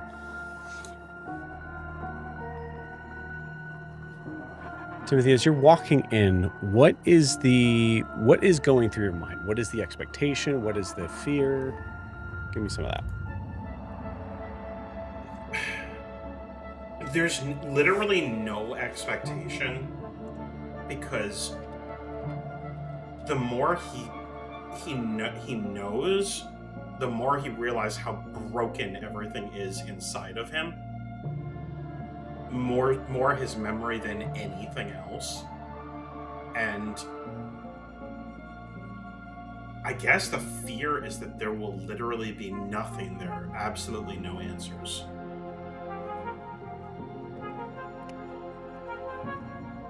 Okay.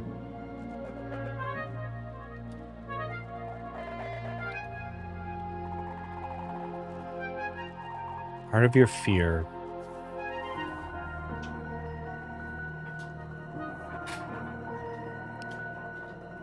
starts to feel like it's catching like well, Timothy has a throat, but catching like a heavy ball in your throat. This moment of seeing this door open and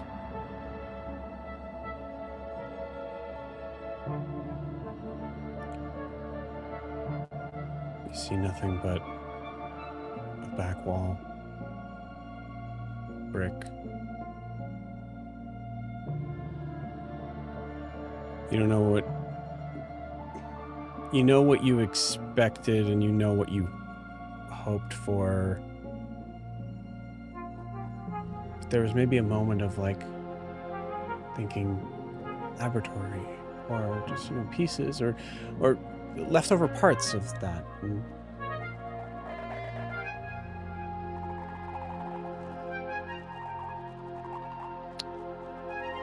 there is something. As if it was sitting there waiting for you.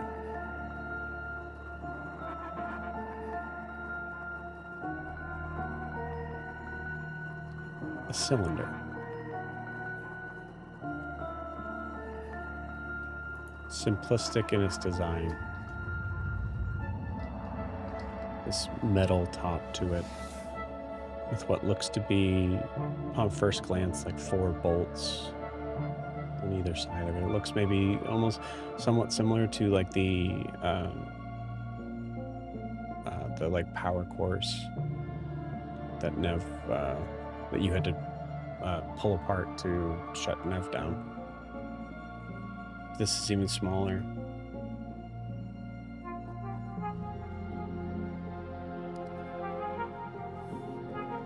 You notice that the inside looks like it's like a container of this like frosted glass that kind of just gives just enough to be able to sort of see somewhat inside. Something perfectly square.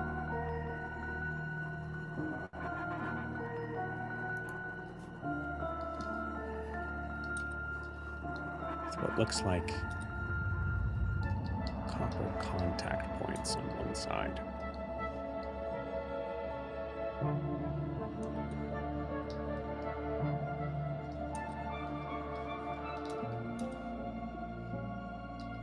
It's a chip.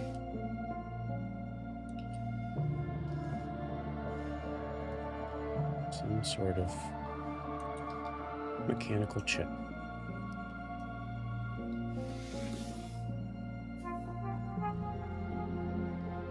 you hear over this booming sort of like intercom sort of thing, you hear Nev's voice.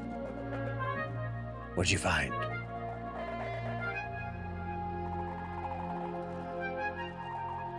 I'll bring it to you.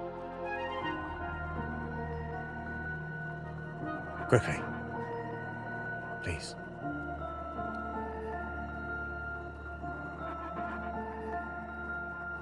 Timothy, you give one more glance around to see if there's anything else. Anything else in this closet-sized locker room. Nothing. Just this.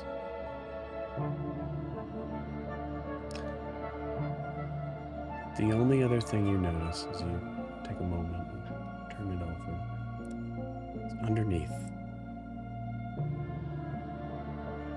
in letters that set to the exact center of it, just 2 letters. E-V.